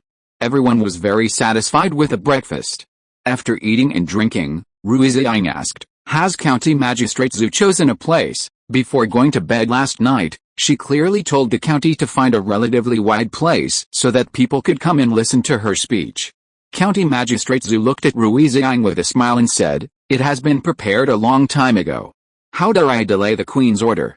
Please follow me, queen. Rui Ziying always felt that the reaction of the person in front of her was strange.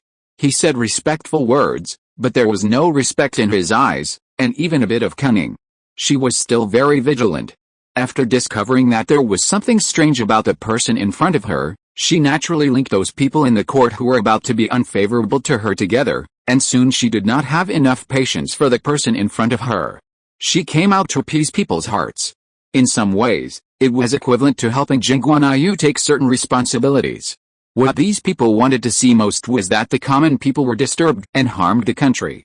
So they definitely didn't want her to return to the palace successfully. It would be best if she could die outside the palace. Only in this way could she completely hit Geng Guanyu. Not only would it make Geng Guanyu feel frustrated, but the most important point was that it could also completely hit Geng Guanyu's face.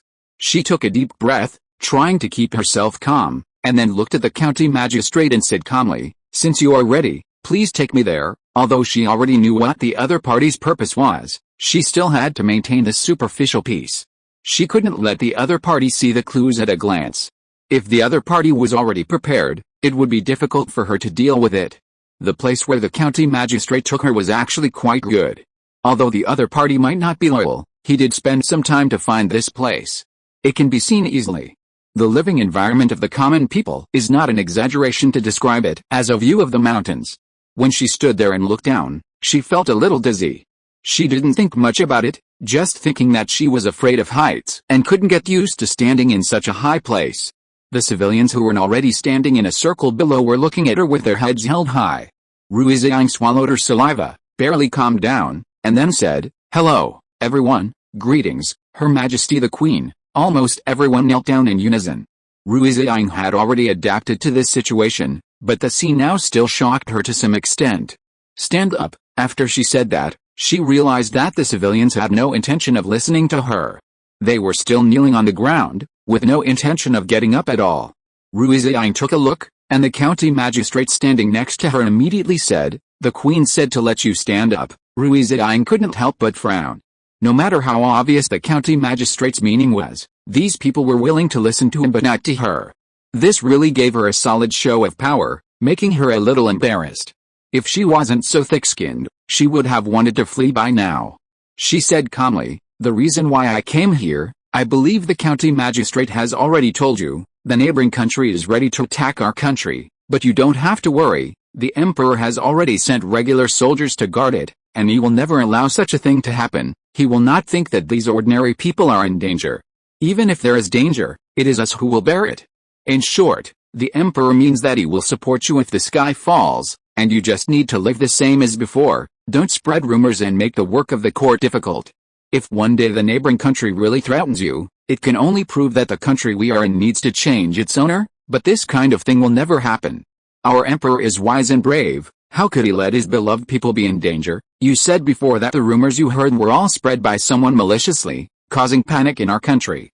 In this way, the people are not united, and they can easily take advantage of the situation. I also hope that you can open your eyes and see the people around you clearly. Only the emperor really wants to protect your safety. You are closely related to him. If it weren't for you, he wouldn't be where he is today, so he wants to protect the safety of our country more than you do. I can also tell you clearly that if anyone spreads rumors at will, they will be killed without mercy. The words have been said here.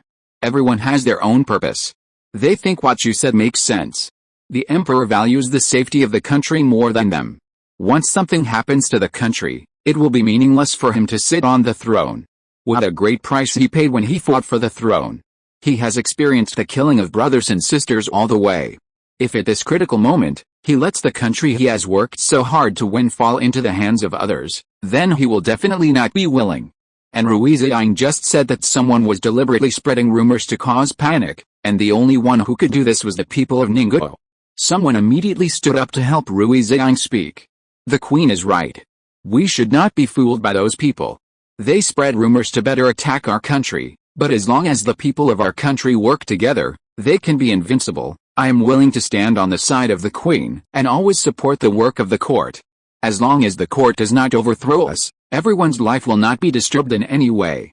The Queen is the only daughter of General Rui Ziying, and General Rui Ziying is a brave and warlike hero of our country. We are willing to believe in General Rui Ziying, and we are willing to believe in the Queen, and we are more willing to believe in the Emperor. The Queen is mighty, General Rui Ziying is mighty, and the Emperor is mighty. As more and more people joined in this slogan, it didn't take long for them to successfully convince these people, and no one dared to spread rumors anymore. Rui Ziying had been checking the county magistrate's expression, and sure enough, he saw that his face had changed. He was no longer as attentive as before, but a little dark, as if his plan had been disturbed or disrupted by someone. In short, you can tell at a glance that he was in a bad mood. Chapter 64, Each has its own merits. Rui Ziying smiled lightly, not taking the other person seriously at all. The county magistrate's moods weren't already on the surface. How could he do anything big? It was estimated that it would not take long for him to be used as a scapegoat. Geng Guanyu's management of the country was really not good at all. So many people were blatantly doing small things under his nose and he knew nothing about it. The most crucial point was that such a brainless person could actually become a county magistrate. It seemed that as long as he had a backer, he could climb up steadily, but the more this happened, the more dangerous the country would be. Although she wanted to help manage it, after all, she was now sitting in the position of queen, but when she thought of Geng Guanyu's character and his attitude towards her, she didn't have the heart to do it. Anyway, the system didn't ask her to help Geng Guanyu stabilize the country, so why should she go to such trouble to do these futile things? It was simply thankless. Rui Ziying's idea had just come to her mind when Geng Guanyu heard it. Because he treated her badly, she chose to remain indifferent even though she knew that Jiangshan was in trouble. Isn't this woman too cruel? Although he was willing to admit that his attitude towards her was indeed a little neglectful, Rui Ziying was his queen anyway. Even if it was her responsibility as a queen, she would help when she knew that Jiangshan was in trouble. When he thought about how he had been worried about Rui Ziying's situation during this period, and the other party actually wanted to stand idly by and watch him, he couldn't suppress his anger in his heart, and resented Rui Ziying's indifference more and more. He even thought about never caring about Rui Ziying's situation in the future. Whether she could come back alive or not had nothing to do with him, but the next second he killed this idea again. If Rui Ziying really couldn't come back, although it would not pose any threat to him personally, it would indeed be a loss for their country. Rui Ziying had just become the queen, and it had not been long, and she had not had time to gain a foothold in this country. If something happened at this time, others would only think that he, the emperor, had not protected Rui Ziying well. What's more, Rui Ziying was in a situation of stabilizing the people's hearts. If something happened to her, it would be even more disadvantageous for him. Not only would people laugh at how many people in their country could not protect a queen, but the most important point was that he would also be involved, which would be a loss of face. And everyone knew that General Rui Ziying only had Rui Ziying as his daughter. If Rui Ziying had any accident, he would definitely not be able to continue to protect the border. The current situation was exactly when people were needed. If General Rui Ziying had any accident at this time, the consequences would be disastrous. So even if he wanted to protect the country, he would never let Rui Ziying get into trouble.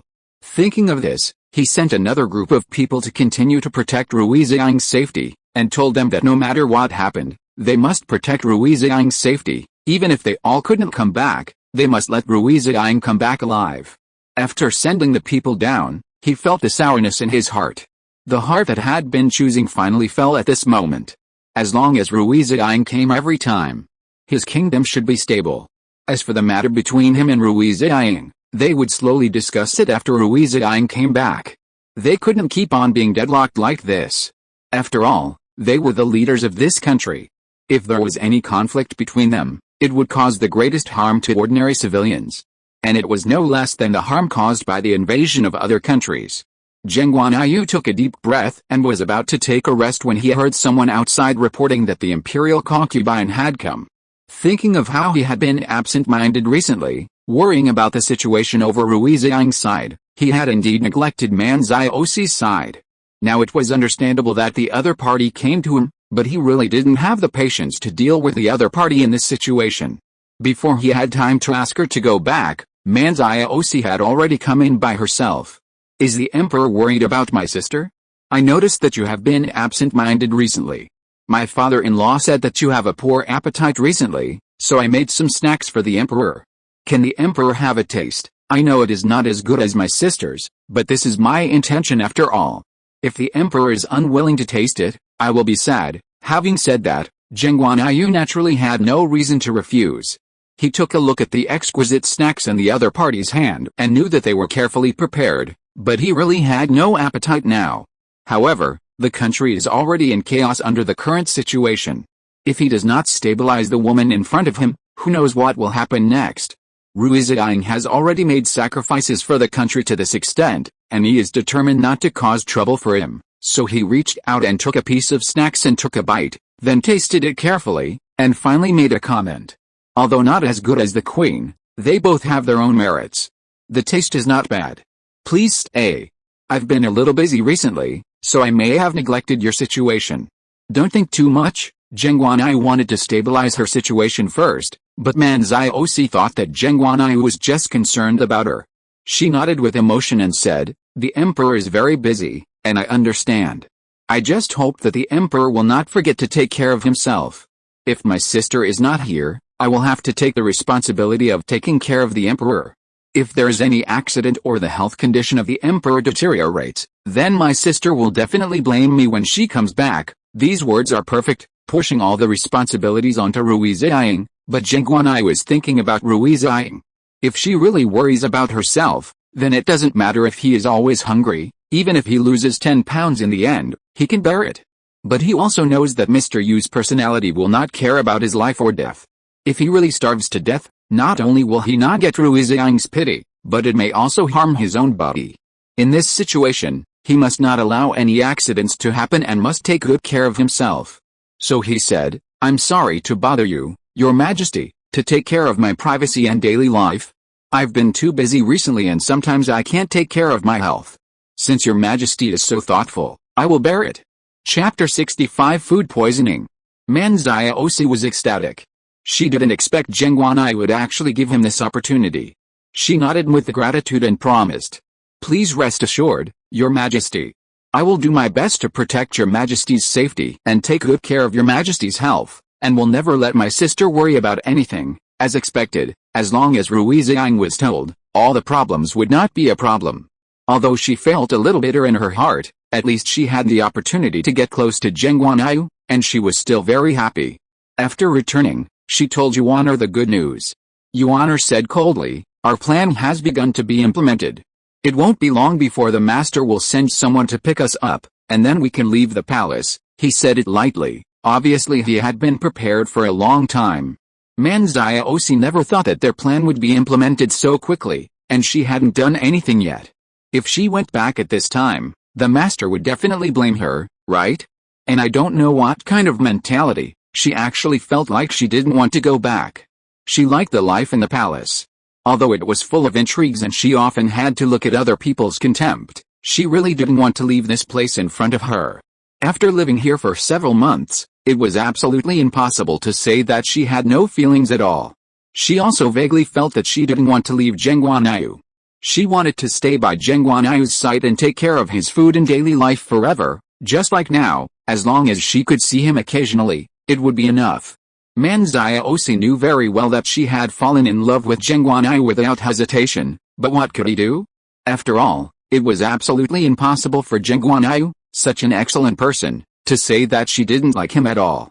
So sometimes Geng Guanyu's mood would be capricious, but she thought that as long as she followed Geng Guanyu, all problems would not be a problem.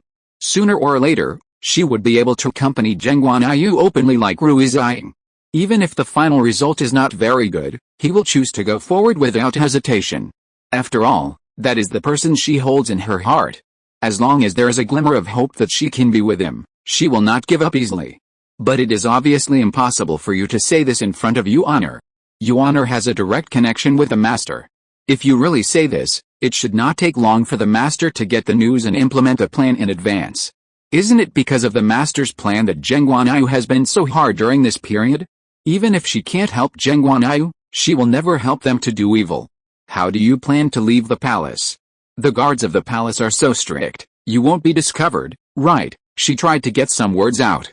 However, Yuan had no intention of being fooled. She just said, "You don't need to know this. You just need to be prepared in advance and don't hold us back." As long as you listen to me, I will not give up on you. I will talk to the master nicely. You can continue your life after leaving the palace, but you must stay away from here again, otherwise Geng Guanyu will not let you go." When Manziosi heard that she had to leave forever and could never get close to the palace again, she felt particularly sad. If she could never see Geng Guanyu again, then what was the point of her leaving the palace alive? She thought about it carefully, and finally said, "The master sent me to the palace, but I didn't do anything and just left like that. I can't bear it, so tell me your plan, and I'll see if I can help. If I can help, then I will do my best. Even if I have to stay behind in the end, I will have no complaints. After all, this is what I promised the master." Yuan never expected that Manziosi would be so righteous. She was a little moved and said, "The master said that he won't let you become a victim. What's more, I have discussed with the master. After we leave here, we will no longer have any contact with anything here, and we will never let you do such dangerous things in the future. You can find someone you like and marry." Manziosi smiled bitterly. The person she liked was Geng Guanyu, but once she left the palace, she would completely lose her boyfriend's trust. It would be wishful thinking for her to want to get close to this place in the future. With Geng Guanyu's character, once she betrayed him, he would definitely want to get rid of her as soon as possible. Even if she appeared in his ability in the future, he would take her life without hesitation. When she thought of this, she felt particularly tired. After calming down for a while, she said, "I know that the master is very good to me, and you are also very good to me. Although sometimes we have different opinions, after spending this period of time together, I also know that you don't have any bad intentions.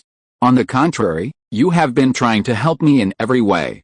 I am really touched, but when I think about my doing nothing, wasting the master's time in vain, and not being able to help him in the end, I have been feeling guilty in my heart. So in order to prevent me from feeling guilty, please tell me what I should do." I forgot to tell you a good news. I have now gained Geng Guanyu's trust. He promised to let me go there every day to take care of his food and daily life. I can easily get close to him. If you need me to do anything, just ask." Yuan obviously didn't expect Manziosi to stay with Geng Guanyu for such a long time, and it was not until this moment that she finally found the opportunity to get close to him. If we poison Geng Guanyu's food and kill him directly under this circumstance, then the country will be completely leaderless. Wouldn't it be easy for their master to accomplish his great cause? I didn't expect that you would gain his trust for so long at this critical moment. Well, I will discuss with the master after I go back to see if we can poison Geng Guanyu's food. If we kill him directly at this critical moment, then we don't have to go through so much trouble to find a way to leave the palace.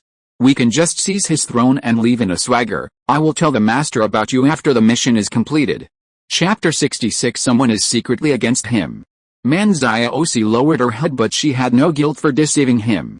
After all, she was just following her heart. As for what would happen next, none of it was within her expectations. Now he could only take one step at a time and try his best to help Geng Guanyu protect his beloved country. Yuan continued, "I will find a way to contact the master. You'd better get along well with Geng Guanyu during this period and gain his trust. That will be beneficial to our plan." Manzio nodded without hesitation and said, "Don't worry about that. I will find a way to gain Geng Guanyu's trust. The next thing is up to you. I still say that if you need my help, you can just ask. Don't be polite to me. I was sent by the master to carry out the mission. If I don't do anything, I will feel bad." Yuan nodded without doubting her. She just felt that she had come to her senses. After Yuan left, Manziosi kept walking back and forth in the same place, wondering whether to tell Geng Guanyu about this matter. But at this time, King Yanlin came over.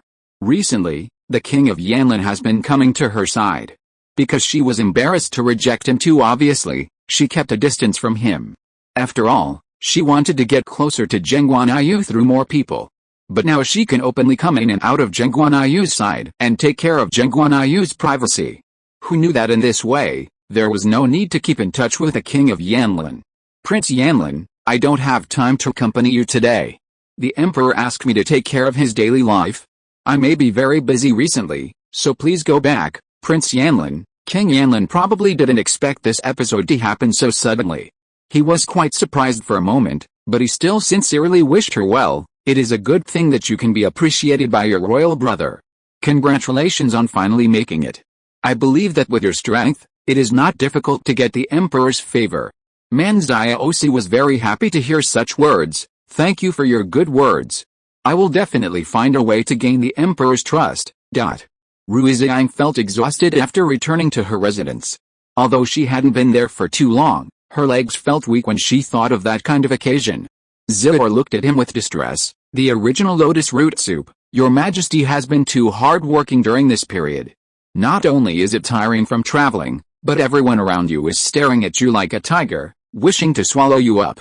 Now I finally understand what you said, Your Majesty. The world outside is indeed more dangerous than the palace. Rui Ziying saw that he finally got it, and couldn't help but knock her on the head, then said with a smile, You finally got it. It seems that my teaching you recently has not been in vain. You have learned something. Although you haven't learned much, I am already very satisfied. Ziying smiled and said, With the teachings of Your Majesty, how could I not learn anything? I can't let you down, can I? I am really grateful to Your Majesty for bringing me out to see the world, so that I won't be trapped in the palace for the rest of my life. When I go back, I will definitely learn again how to get along with people, so that I won't trust others too much and tell them everything. She really saw what a smiling tiger is. Some people are respectful to you on the surface, but in fact they are doing things that hurt you. And they don't feel any guilt about it, and even think that hurting you is a matter of course. How terrible a person is to do such a thing. Anyway, she has never encountered it in the palace. This is enough to prove that Rui Ziying really protected them very well.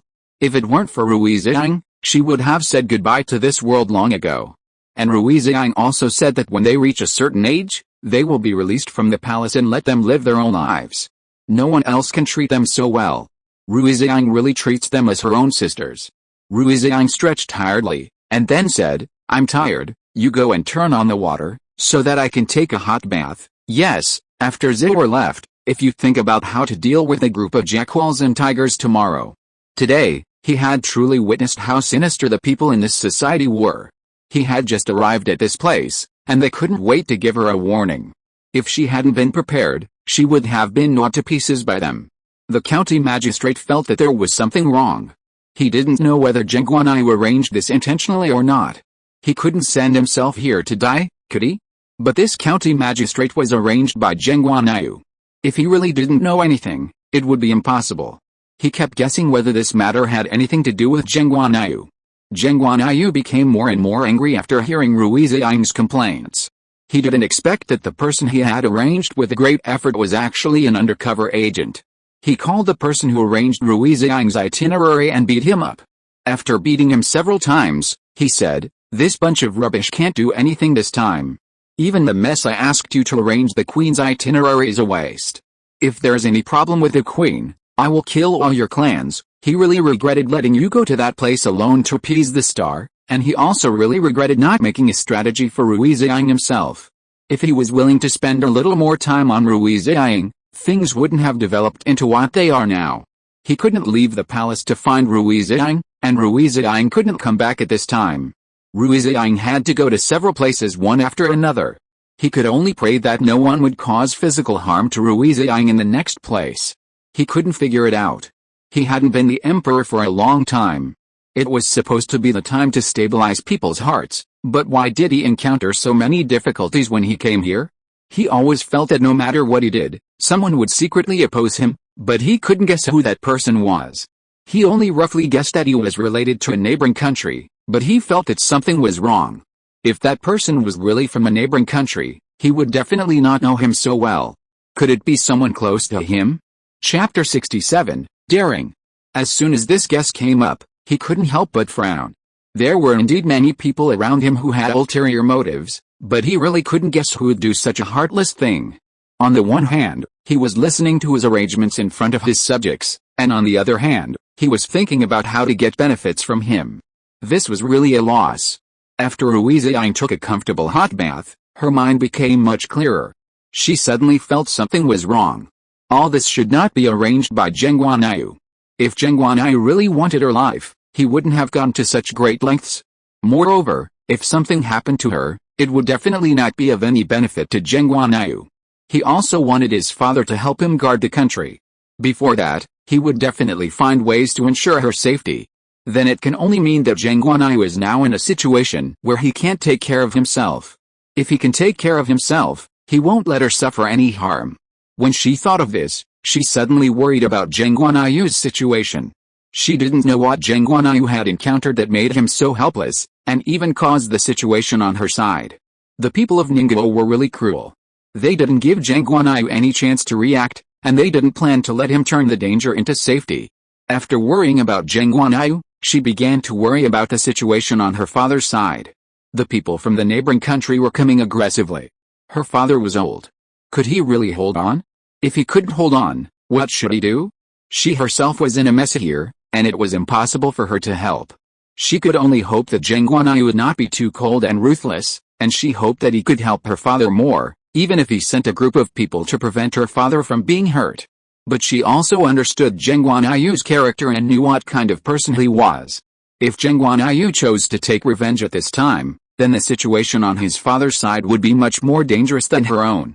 But he soon extinguished this idea. No one loved his country more than Geng Guanyu, so Geng Guanyu would try every means to protect the safety of the country no matter what the price. As long as he was alive, even if he held on to the last moment, he would not let his country have any problems. Therefore, in the face of national affairs, all problems are trivial matters to Geng Guanyu. The things that she had offended him and talked back to him would naturally be forgotten by him. In other words, as long as Geng Guanyu is fine, her father will be fine. Zihor came in with food and said, "Your Majesty, please eat something before you rest, otherwise it will feel uncomfortable to be hungry. After all, this is not the imperial palace. It is not so convenient to be in someone else's territory.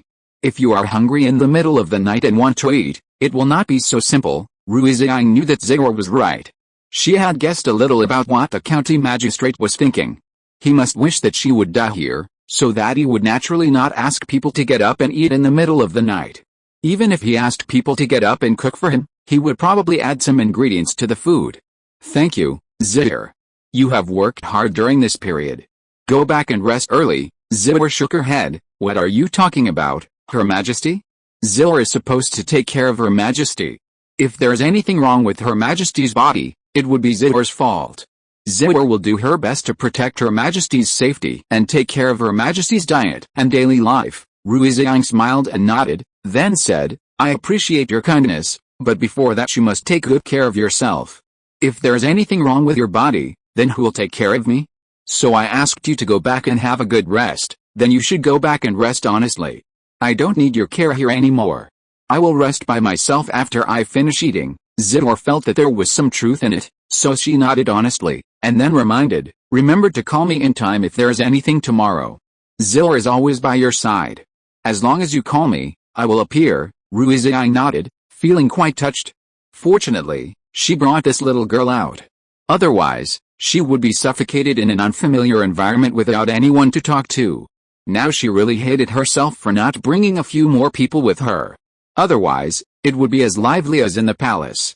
However, she thought that what she was doing was too dangerous after all. Too many people would hinder her. It was nice to have someone who knew her well to accompany her like this. Looking at the hot porridge, she suddenly felt warm in her heart. After eating, she laid down on the bed and went to sleep. But in the middle of the night, she was suddenly awakened by the sound of the door opening. This sound was particularly obvious in the middle of the night. Although the other party had tried his best to control the sound, she was worried. In addition, the hearing of this body was quite good, so the sound naturally did not escape her ears. She immediately realized that someone might have come, and that person was most likely here to take her life. If not, he would not have sneaked into her room in the middle of the night. She had no intention of waking up Zihor. After all, she was just a little girl. It was impossible for her to protect herself. And if she guessed correctly, Zihor should still be sleeping soundly. Calling her at this time would not only alarm the person who sneaked into her room, but also put both of them in danger at the same time. She did not make any sound, nor did she even open her eyes, but chose to wait and see. If the other party really intended to harm her, then it would be useless for her to resist. She could not beat the other party at all. At most, it would make some noise in advance to alert others and find a way to save you. But think about it carefully. If the county magistrate had not fanned the flames, how could the other party enter her room so naturally? These people are really bold and reckless. They don't care about their own safety at all. Even if they want their own lives, there is no need to be so blatant. Are they really not afraid that Geng Guanyu will blame them? Or Geng Guanyu is now in danger, and they have no scruples at all? Chapter 68 Assassination. When she thought of the latter possibility, Rui Ziying's heart was lifted unconsciously. If even Geng Guanyu could not protect himself, then this piece of country might not be able to be saved. The other party was coming fiercely, and Geng Guanyu was not prepared at all. It would be difficult for him to turn the tide now. But she also knew that even if she returned to the palace now, she could not help much. The only thing she could do now was to stay here and appease the people. Trying not to cause trouble to Geng Guanyu was the biggest help. The man kept approaching her and came to her bedside in a short while. Rui Ziying felt a chill, which should be caused by a weapon like a dagger. She immediately opened her eyes and looked at the man in the dark. The other party had his face covered and could not see his appearance at all. He seemed not to realize that he would wake up suddenly. He was stunned for a while and even forgot to stab the dagger in his hand. "Who are you?" Rui Ziying asked in a cold tone and very impolitely. The man replied fiercely, "Here comes to kill you." Rui Ziying got off the bed in a flash, and looked at him coldly. "It's not as easy as you think to kill me. After all, she has a general father, and it is absolutely impossible for her to say that she knows nothing. Even after so many years of exposure, she can more or less avoid this person's attack." And the man didn't realize that Rui Ziying's skills were so good, and she easily dodged several times, which made him a little angry. "I advise you not to struggle in vain. Even if you resist, it is useless. Your life has been bought by someone. You should not continue to live in this world. As long as you die, the world will be completely peaceful." Rui Ziying cursed rudely, "You are talking nonsense. You can decide whether I live or die. Besides, buying my life is not as simple as you think. This is not a matter of money, but whether you have the strength." As she spoke, she approached the table, picked up a vase from the table, and smashed it hard on the ground. Her action came too suddenly. The man did not react at all and did not have time to stop him. Soon the vase was smashed to pieces. People outside heard the noise and rushed over here. The man in black knew that if he stayed, he would only die, so he hurried to leave. But why would Rui Ziying let the other party run away under her nose? The other party was holding a knife to her neck. Now that she had regained her advantage, it was natural for her to take revenge. "It's too late to run outside now. You should have considered the consequences when you put the knife to my neck just now. Since you didn't consider it just now, you don't have to consider it now. Catch him. If you let him run away, you don't have to come back to see me." The four sides outside had already rushed in. Rui Ziying had no scruples, so she quickly gave an order and then sat back on the bed. After experiencing the thrilling experience just now, she was still a little nervous, but she also knew that it was just the beginning. It shouldn't take long before there would be a second wave of assassinations. But the problem is that these people are too useless. They actually let the assassin assassinate themselves under their noses. The people sent by Geng Guanyu were so useless. After returning, they said they would change and talk to him about his Jiangshan problem. "Rui Ziying, have you ever thought about taking care of Geng Guanyu's affairs?" It was not until this moment that she realized that the two of them had been forced to be tied together a long time ago, and now they are in a situation where they all suffer together. If she doesn't help him stabilize his country, once Geng Guanyu falls, she will also suffer the same fate. After all, she is now his queen, and the other party will definitely not let her off easily. So just think of it as for your own future. It is necessary to help Geng Guanyu solve the current difficulties. Although she doesn't like troublesome things, if she doesn't help Geng Guanyu solve them, she will only encounter more troubles in the future. It's still in time to solve it now. Whether it will be in time if it continues to be delayed is a very serious question. There was a lot of noise outside, and it didn't take long for the assassin to be caught and sent to Rui Ziying for her to send. Rui Ziying glanced at the man coldly, then ordered the guards outside. "This man has taught you a real lesson. He was able to slip in right under your eyes, which means there are big problems with your defense. This kind of thing will happen a second time if it happens once. I think the Emperor sent you here to protect my safety. If you can't protect my safety, then there is no point for you to stay here. I don't know how the Emperor will punish you after we return, but as long as you perform your duties conscientiously and complete your tasks in the future, I will not make things difficult for you, nor will I tell the Emperor what happened today." The guards lowered their heads, not daring to breathe. They were obviously frightened by Rui Ziying's words. The emperor was moody, which almost everyone knew. Moreover, if they failed to complete their mission and went back in disgrace, Geng Guanyu would definitely not let them go so easily. The leader said boldly, "Please rest assured, Queen, we will do our best to protect your safety. As long as we are alive, we will never let you get hurt." Rui Ziying nodded reluctantly and said seriously, "I can give you another chance. If this happens again next time, don't blame me for being rude to you. Even if I don't hand you over to the emperor, I will punish you myself. Otherwise, if there is an urgent need for people here, he will definitely not be very polite to the person in front of him." However, the assassin was able to sneak in without anyone noticing, which obviously shows that he has certain strength. This time, the opponent just underestimated her strength, so she underestimated the enemy. If something like this happens again next time, it may not be so easy. Her heart, which has been hanging in the air, has not fallen until this moment, but has been raised again. If the opponent next time is more difficult, can she retreat unscathed like she did now? If you're listening to this novel on a channel other than Fanfic World, it means they downloaded and uploaded it without effort. We cordially invite you to visit our channel, Mundo Fanfic Novelis. There you'll find the original version of this story and you can explore many other novels of various genres. We're waiting for you to immerse yourself in a world of incredible novels. Chapter 69, Grounding. The county magistrate rushed over in a pretentious manner and checked Rui Ziying's safety. He only looked relieved after confirming that Rui Ziying was fine. Rui Ziying watched coldly, watching him pretending, but did not expose him. "Don't worry, county magistrate, I'm fine." The county magistrate patted his chest and said, "This really scared me to death. Fortunately, the queen is fine. If the queen was in trouble, I wouldn't have enough heads to lose." Rui Ziying smiled lightly. No one knew what the other party was thinking better than her, but she didn't expect that the other party's eyes were so good and dared to talk nonsense in front of her. It seems that Geng Guanyu is really not good enough. If he had a little strength, he would not let his men deceive him so blatantly. And the other party is obviously a habitual offender. I don't know how many such concept-changing things he has done. Geng Guanyu heard Rui Ziying's thoughts again. He felt a little puzzled. His kingdom did have serious problems, but why did Rui Ziying say in a disappointed tone that he was not good enough? What was wrong with him? It was normal for the people below to give up. It didn't mean that he was so bad, did it?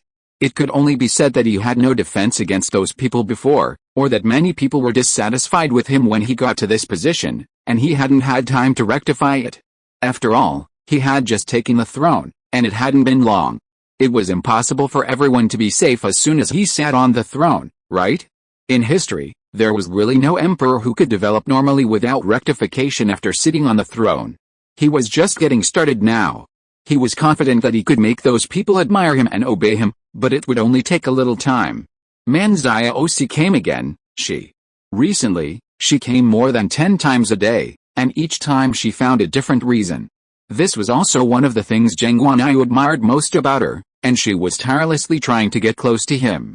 If he hadn't known that the other party had a purpose in approaching him, he would have been completely fascinated by her by now. After all, what man wouldn't be moved by such a beautiful woman who took the initiative to throw herself into his arms? Geng Guanyu squinted his eyes and watched Manzia Osi put the things in front of him one by one, neatly arranging them in a large circle. Then he looked at her with interest and said, "What do you mean, imperial concubine?" Manzia Osi was frightened by Geng Guanyu's tone. She glanced at him cautiously, then said with a smile, "Your Majesty has been so busy recently. I just want to make up for you. Please see if there is anything you like. If not, I will make it again." Geng Guanyu threw all the things on the ground at once, and said angrily, "Our country has become like this now. The people's lives are still hungry, and you are so extravagant. Do you have a clear conscience?" Manzia Osi didn't understand why Geng Guanyu was angry for no reason.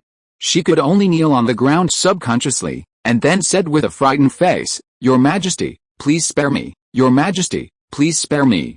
I was inconsiderate and I won't do it again in the future." Her voice was hoarse at the end, and it was obvious that she was controlling herself to the bone. Geng Guanyu glanced at her coldly, then turned his back to her. "Don't come here again. I don't need you to take care of me. You are so ignorant of progress. You should stay in your own palace from now on." Manziosi was shocked. She came to visit Geng Guanyu with good intentions and brought him so many food. She just wanted to take better care of him. She didn't expect to be confined to her palace. She was very sad for a while. Your Majesty, please don't treat me like this. I just want to take better care of you. If you are dissatisfied with me, I will change it in the future. Your Majesty has been so busy recently. If I can't stay by your side to take care of you in the early stage, my sister will be very angry and sad when she knows it. She thought that as long as Rui Ziying was moved out, Geng Guanyu would choose to compromise, but this time the other party did not intend to let her control him. Are you using the queen to pressure me? Manziosi hurriedly said she didn't dare. Geng Guanyu sneered and said, what are you afraid of? I think you are very brave. Do you think that I will definitely compromise as long as you bring up the queen? Don't you think too simply that you are the kind of person who can be manipulated by others? What's more, no one knows the queen's character better than me. Will she feel sorry for me? Manziosi lowered her head and didn't dare to speak at all. She really didn't want to manipulate Geng Guanyu, but some of the other party's words made sense and really touched her thoughts, so she didn't dare to refute anything, for fear of accidentally angering Geng Guanyu and then suffering a catastrophe.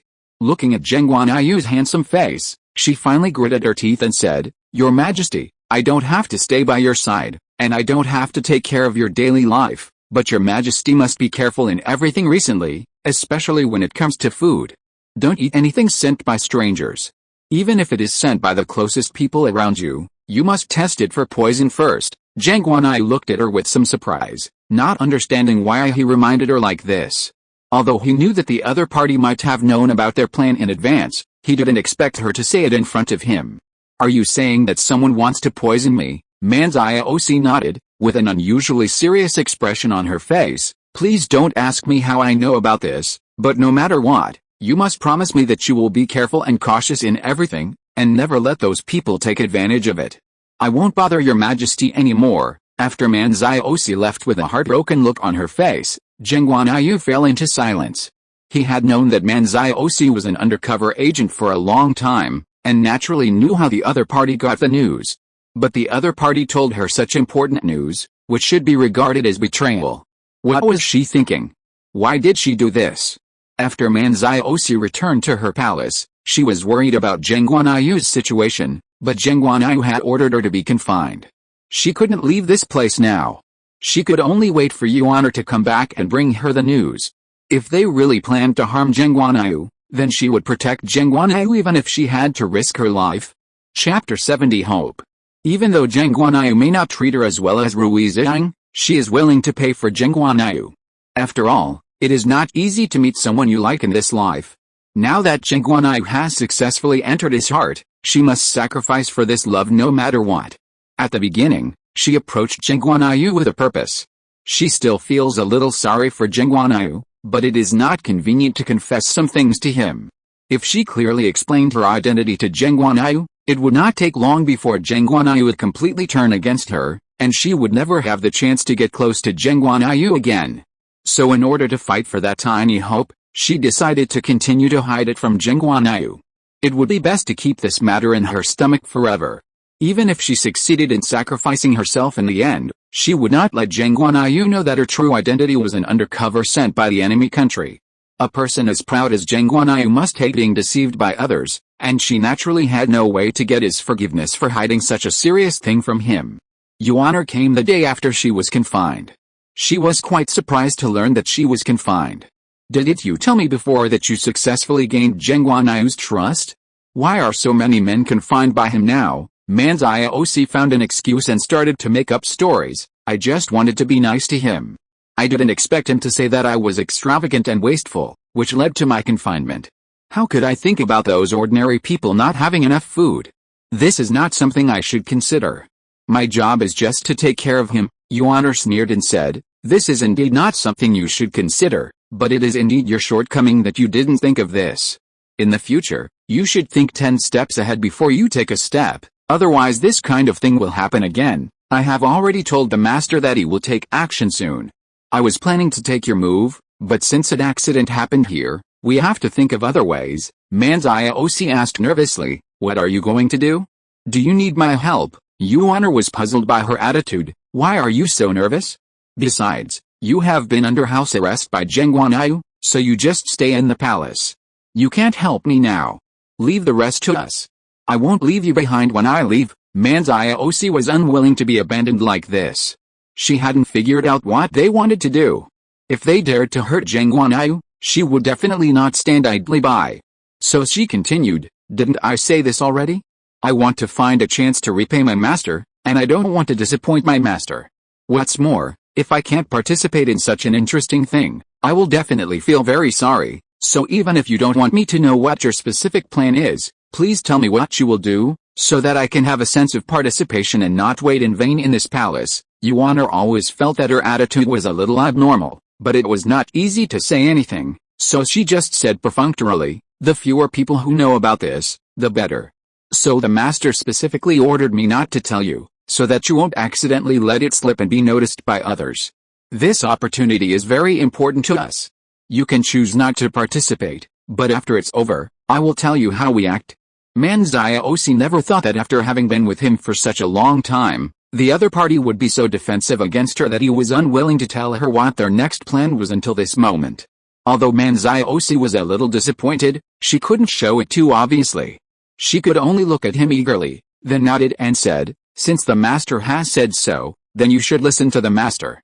Be safe and be careful." Yuan didn't expect that she would actually care about herself. She nodded with some surprise for a while.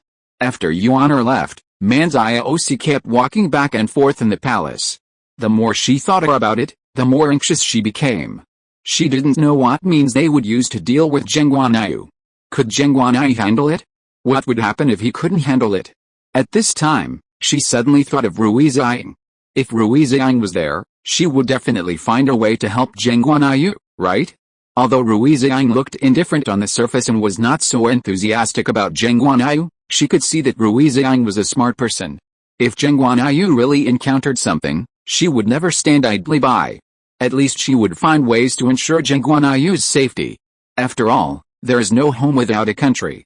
If she doesn't guarantee Geng Guanyu's safety, how can she guarantee his own safety? Meanwhile, Rui Ziying has been very busy these past 2 days. On the one hand, she has to deal with the situation on the county magistrate's side, and on the other hand, she has to lure out more people who want her life. As a result, she has basically not taken care of Geng Guanyu's situation these 2 days, and she doesn't even have time to think about him. The county magistrate walked towards her and said, "Your Highness has worked hard during this period and has traveled to many places. Basically, everyone has known about your feat and is willing to cooperate with your work. They all admire you very much." Rui Ziying smiled and didn't take his words too seriously. In the past 2 days, this magistrate has not been idle. He has been trying to assassinate her, and she has been trying to lure the snake out of the hole, waiting for him to show his foxtail. When she catches his foxtail, there is no need to continue to play with him. After all, it is a waste of time and energy. On the one hand, she has to guard against the other party, who may take her life at any time, and on the other hand, she has to keep dealing with him and competing with him in acting skills. It's tiring to think about it. She said, "This is just the beginning. If I want to help the emperor share the burden, I must completely appease the people and stop them from worrying. I think this is also the prosperous era that the emperor wants to see." The county magistrate wouldn't even understand such a basic truth, right? Rui Ziying's words made the county magistrate sweat profusely, and he hurriedly said, "It is my duty to share the emperor's worries, and I naturally dare not forget my roots. Please rest assured, Your Majesty, I will accompany you and do my best to appease the people and help the emperor solve his problems. Don't let the emperor worry." Chapter 71 Plague. Rui Ziying nodded in satisfaction, revealing a relieved look, and obviously did not intend to continue to argue with him. The county magistrate naturally breathed a sigh of relief. As long as Rui Ziying did not continue to dwell on this matter, then the next thing would become much simpler. The people over there should have already started to act, and the situation in the palace had reached the point of drawing swords. As long as Geng Guanyu was not careful, he would most likely die. By then, their plan would be completely completed, and he would not have to waste time here with Rui Ziying. He glanced at Rui Ziying's back, and a mocking smile appeared at the corner of his mouth. Now it was just not mature at this time, so he needed to continue to deal with her here. When the time was right, he would definitely put an end to her. Although Rui Ziying did not hear the county magistrate's thoughts, she felt his gaze most of the time. She could not help but look back at him, and then asked in confusion, "Is there something wrong, county magistrate?" The county magistrate only then reacted, and before he could retract his gaze, he hurriedly said ashamedly, "No." Rui Ziying returned to her room, ready to rest for a while before going outside to deal with the gang of wolves and tigers. Ziying brought her food in. "Your Majesty, we have walked so many places during this period of time. Don't you plan to return to the palace?" Rui Ziying shook her head and said tiredly, "This is just the beginning. We haven't even walked 1/10 of the way. The emperor meant for us to appease the people, which means that something may happen in the palace recently. He just wants to help us escape. In this case, there is no need for us to get involved in the war in the palace. We must believe that the emperor will find a way to deal with it." Ziying has always had simple ideas, and she never thought that there was such a great knowledge hidden in it. She really naively thought that Geng Guanyu sent them out just to appease the people, but she didn't expect that something would happen in the palace. Geng Guanyu sent them out in advance to ensure their safety. She was very touched for a moment. It seems that the emperor still loves the queen very much. At least he tried every means to send you out. If it were someone else, the emperor would not have such a good intention. Even the Empress Dowager is now staying in the palace, Rui Ziying said with a sneer. The situation in the palace must be in dire straits now. The emperor is having a headache every day. Do you think he sent me away because he didn't want me to be implicated? Your idea is too simple. He thinks that if I am next to him, it will interfere with his plan. He is worried that I am an undercover. No way. How could the queen search for an undercover? The emperor's idea is too scary. Although our queen often talks back to him, you have always been on his side. How could the emperor think of you like this? Ziying became more and more angry as she thought about it. In the end, she could no longer suppress her anger and began to curse. Rui Ziying looked at her and felt amused. She couldn't help but remind her. Don't forget that walls have ears. If someone else hears this and goes to the emperor to complain about us, we will definitely not be able to bear it. Ziying thought more about it and felt that what Rui Ziying said made sense. She couldn't help but lower her voice to persuade Rui Ziying to eat. After Rui Ziying ate a little, she left. Rui Ziying lay on the bed with her eyes closed, thinking about what was about to happen in the palace. Regardless of the reason why Geng Guanyu asked her to come out, everything he encountered in the palace was something he couldn't bear. He could either hold on under extremely difficult circumstances, or he could only watch helplessly and give up his kingdom to others. But with Geng Guanyu's character, he would definitely choose the former without hesitation. Rui Ziying had already expected this result. In fact, it's not just Geng Guanyu. Anyone who changes to this kind of thing probably can't stand it, let alone watch helplessly hand over the kingdom they have worked so hard to win. But is this definitely the enemy's economy? Are there no people from their country behind this to fuel the flames? Who is the person behind all this? Geng Guanyu had someone send her a letter. In fact, there was nothing useful in the letter, let alone what happened in the palace. He just asked her to be careful and watch out for assassinations. Other than that, he really didn't say anything. But this just fits Geng Guanyu's character. If he complained to her in his heart, then she would really suspect that Geng Guanyu had something wrong. It's actually quite good to just say you're safe like this. At least you don't have to worry about whether the other person is in danger. Thinking that there are still many important things to do the next day, she fell into deep sleep after a while, and didn't get up again until dawn the next day. Ziying considerately brought breakfast. After Rui Ziying simply ate it, she told her, the place we are going to today may be more dangerous. There have been many applications for that place before. It seems that this time there is the biggest movement there. If we don't rush over to appease the people as soon as possible, there may be unrest there again. Then, what Rui Ziying never expected was that a plague broke out at this critical juncture. When the county magistrate came to report the situation, Rui Ziying was shocked. Although she knew that plagues often occurred in ancient times, and every time a plague occurred, the situation was very miserable, she never expected it to break out at this critical juncture. Originally, the neighboring countries were eyeing them covetously and were ready for war. Rumors had gradually spread on their side that a war was going to start. Now another plague is sweeping in, and whether their country can withstand it is a very serious problem. Plagues can still be controlled in modern times, but in ancient times, the only way to control them was to eradicate them. However, eradicating them would hurt too many people, and not only would it not have any effect, It might also make them blame the court for being too cold. Rui Ziying took a deep breath, tried to calm her emotions, returned to her room, wrote a letter to Geng Guanyu and reported the situation here. Although she knew that Geng Guanyu must have received the news earlier than she did, since the plague broke out in the area where she was, it was most likely aimed at her. Chapter 72 I don't understand. Since we are here, we should make the best of it. Being nervous has no effect. The only thing we can do is to accept the challenge. The reason why she wrote to Geng Guanyu was that she hoped that Geng Guanyu would send a few useful doctors to help solve the plague. The most important thing now is to solve the problem. How can we put off the matter of appeasing the people for the time being? The plague will continue to spread. If it spreads to other places, it will be bad. Rumors on the contrary will also spread to other places, but the damage is often not as great as ours. On the one hand, there is a war, and on the other hand, there is a plague. These two things together make it easier for people to think that their country is about to collapse, thus causing panic and trying to escape from this place. She felt more and more that the enemy was so powerful that she could hardly resist it.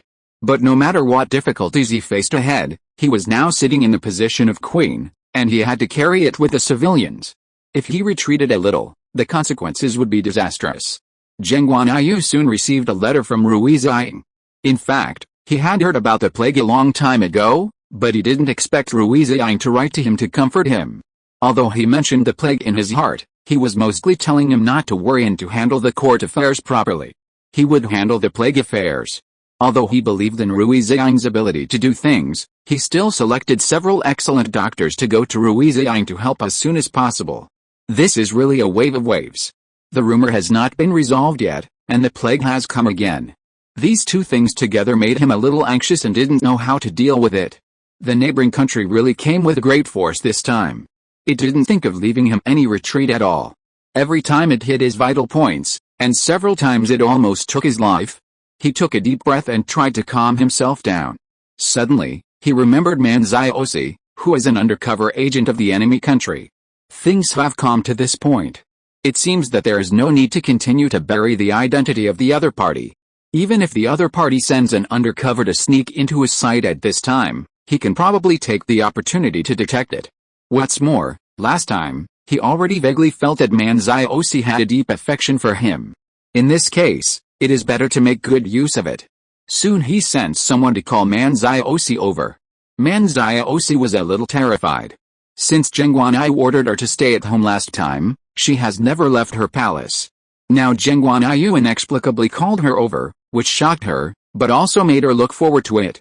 Geng Guanyu might feel uncomfortable without her care, so he couldn't wait to call her out today. But Geng Guanyu soon proved that her idea was wrong. His attitude towards her was still cold, and his words were almost devoid of any warmth. Does the imperial concubine know about the recent outbreak of plague? Man Ziosi shook her head honestly. After being confined by the emperor for a period of time, I have been staying in the palace honestly. I dare not go anywhere, and naturally I am completely isolated from the outside world. Geng Guanyu nodded thoughtfully and sneered. I didn't expect you to be so honest. I thought you were still very well informed about the news outside. Since you don't know what happened recently, why don't I tell you in detail? Man Ziosi did not see what Geng Guanyu was thinking, but was a little surprised. That's great. In fact, to be honest with the emperor, ever since my sister went out to share the emperor's worries, I have always felt that I can't play any role and can't help the emperor solve his problems. If the emperor wants his ex-wife to help think of a solution, then I will do my best. Geng Guanyu sneered and didn't take her words to heart. Instead, he talked about what had happened recently. Recently, the neighboring country invaded. First, it spread rumors to make our people panic, and then started a war on the border, confirming the rumors he spread in our country. Now at this critical juncture, they have released a plague again, and many people have been infected. I have been busy recently. I just received a letter from the queen. Many people on her side have been infected, and she plans to take responsibility for me. After the people over there have cured the plague, she will go out again to appease the people. As he guessed, Man Ziosi's mood obviously dropped when she heard Rui Ziying's name, and a hint of jealousy flashed in her eyes. When the emotions are outward, in some ways, Man Ziosi has already lost completely and is destined to be played by herself. The expression on Man Ziosi's face was a little stiff. Rui Ziying. It's no wonder that Geng Guanyu likes her, she is so outstanding. Suddenly, she felt that she was useful. She could neither help Geng Guanyu nor be as helpful as Rui Ziying. Your Majesty, I don't understand. She was not foolish enough to think that Geng Guanyu mentioned this matter to her just to chat with her. Geng Guanyu actually called her here with a purpose, and she more or less saw it. It's just that some things are not suitable to be said openly. After all, Geng Guanyu is the emperor. With her personal strength, she has no way to fight Geng Guanyu. Everything she has now is given by Geng Guanyu. She should be grateful. So even if Geng Guanyu puts forward more excessive conditions, she will choose to agree without hesitation. I mean, you have been lurking in our country for such a long time. Did you participate in the actions of the neighboring country this time? Can you give me a definite answer? Manziosi looked up at Geng Guanyu in astonishment. She never thought that Geng Guanyu had already seen that he was an undercover sent by the enemy country and had never exposed her. She couldn't tell for a moment whether Geng Guanyu was trying to deceive her. If he already knew her identity, it wouldn't make sense for him to mention it to her now. So she decided to take a gamble. I don't understand what your Majesty means. Please explain it to me, Geng Guanyu said sarcastically. Is it any use for you to pretend to be confused here? Since you sneaked into our country, I have actually known your identity. The reason why I didn't expose it is that I don't want the neighboring country to send more complicated undercover agents. Chapter 73 I will cooperate with your performance. After all, I already know your identity. You staying by my side will no longer pose any threat to me. But once they send another undercover agent over, I will have to investigate again to find out who that undercover agent is. Don't worry, since I can tolerate you and let you stay for such a long time, I will definitely not deal with you so easily. As long as you cooperate with me honestly, I will not make things difficult for you and will let you go. Manziosi bit her lips stubbornly, then said affirmatively, Your Majesty, I am not willing to leave your side. I can cooperate with your Majesty, but the prerequisite is that your Majesty must agree to one of my conditions. Geng Guanyu knew what the condition she was going to say next without thinking, but he decided to listen patiently. After all, it was a good thing that the other party was willing to cooperate with him. You tell me, as long as it is within my ability, I can consider it. Manziosi smiled and said, Don't worry, Your Majesty, I won't make any excessive demands. This condition is a piece of cake for Your Majesty. Geng Guanyu nodded casually, waiting for her next answer. Manziosi said, I am indeed an undercover sent by the enemy country, but during the time I stayed with Your Majesty, I did not do anything to hurt Your Majesty or betray Your Majesty. I have always stayed by Your Majesty's side, and the only purpose is to take care of Your Majesty. At the beginning, I was thinking about serving my master and wanted to send him a message, but those were insignificant. Later, during the time I spent with Your Majesty, I had already fallen deeply in love with Your Majesty. I think I can't leave Your Majesty's side, so I hope Your Majesty will have mercy on me and allow me to continue to accompany Your Majesty in the future. Geng Guanyu didn't say anything, but just listened silently. Although he had guessed this a long time ago, when the other party really said it, he still felt a little angry. This kind of anger is completely uncontrollable, just like being betrayed by someone for no reason. No one feels good when being betrayed, especially since he has been sitting on the throne for such a long time. He has been pampered and has seen through many things. Now the enemy has arranged an undercover agent next to him. How long does this end have to be? He really couldn't imagine this, so he said coldly, I'm really curious about who the person behind this is, and how many people your master has arranged around me, so that all of this can go smoothly without any obstacles. Manziosi bit her lip and said pitifully, Your Majesty, please forgive me. I don't know who the person behind this is. As for my master, he did arrange a lot of people around the emperor, but to be on the safe side, I don't know who those people he arranged around you are, although he arranged me to be by your side, Your Majesty. He doesn't trust me wholeheartedly, and he is still on guard.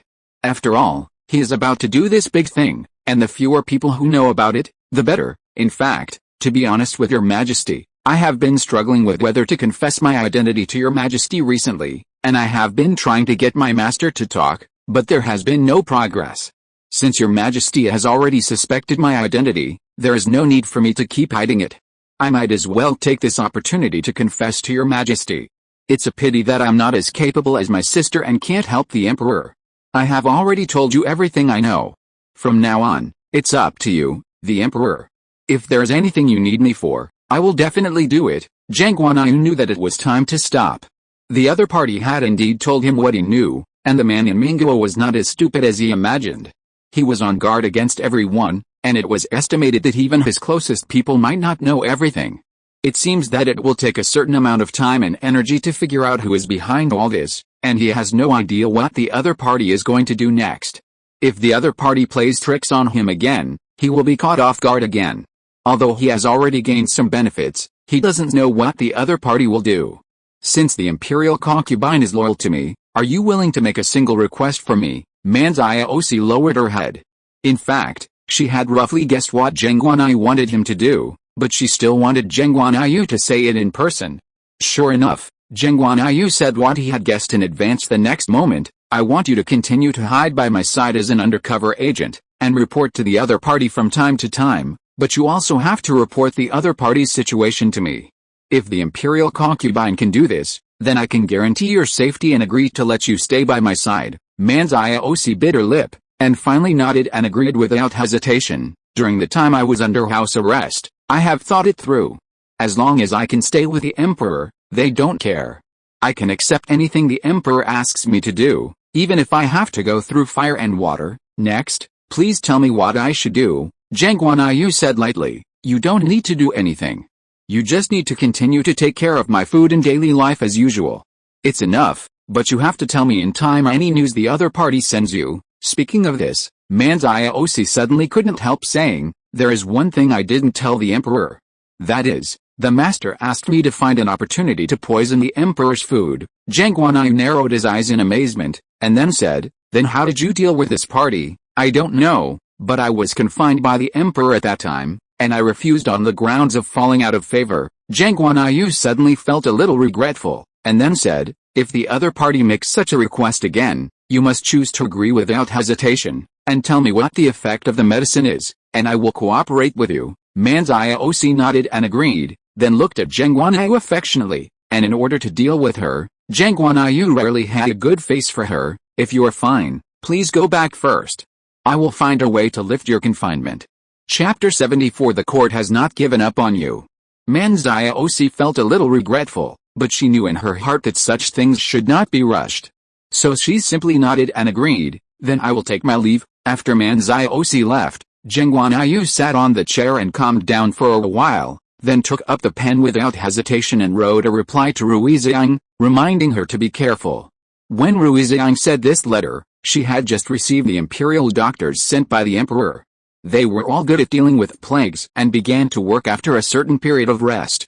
Because more and more people were infected with a plague, and Rui Ziying's alliance was gradually short of manpower, a large vacancy soon appeared.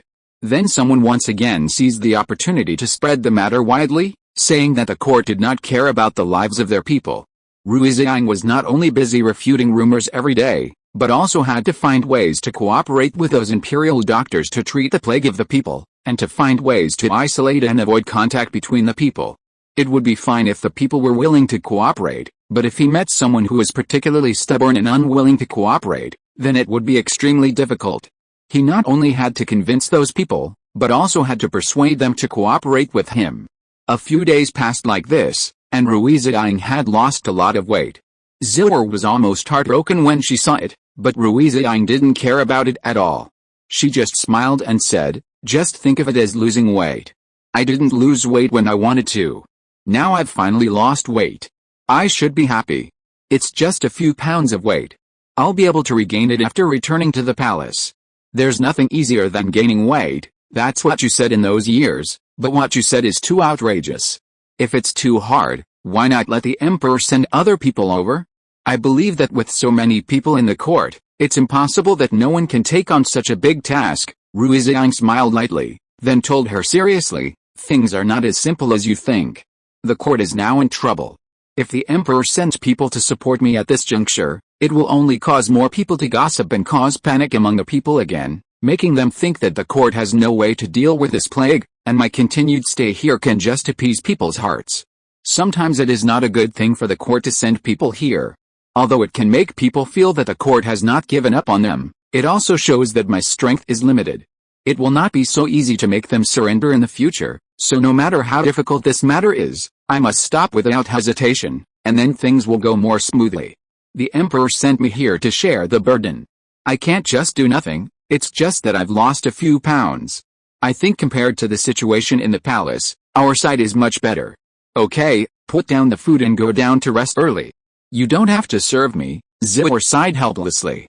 In fact, she didn't understand the big principles that Rui Ziying said.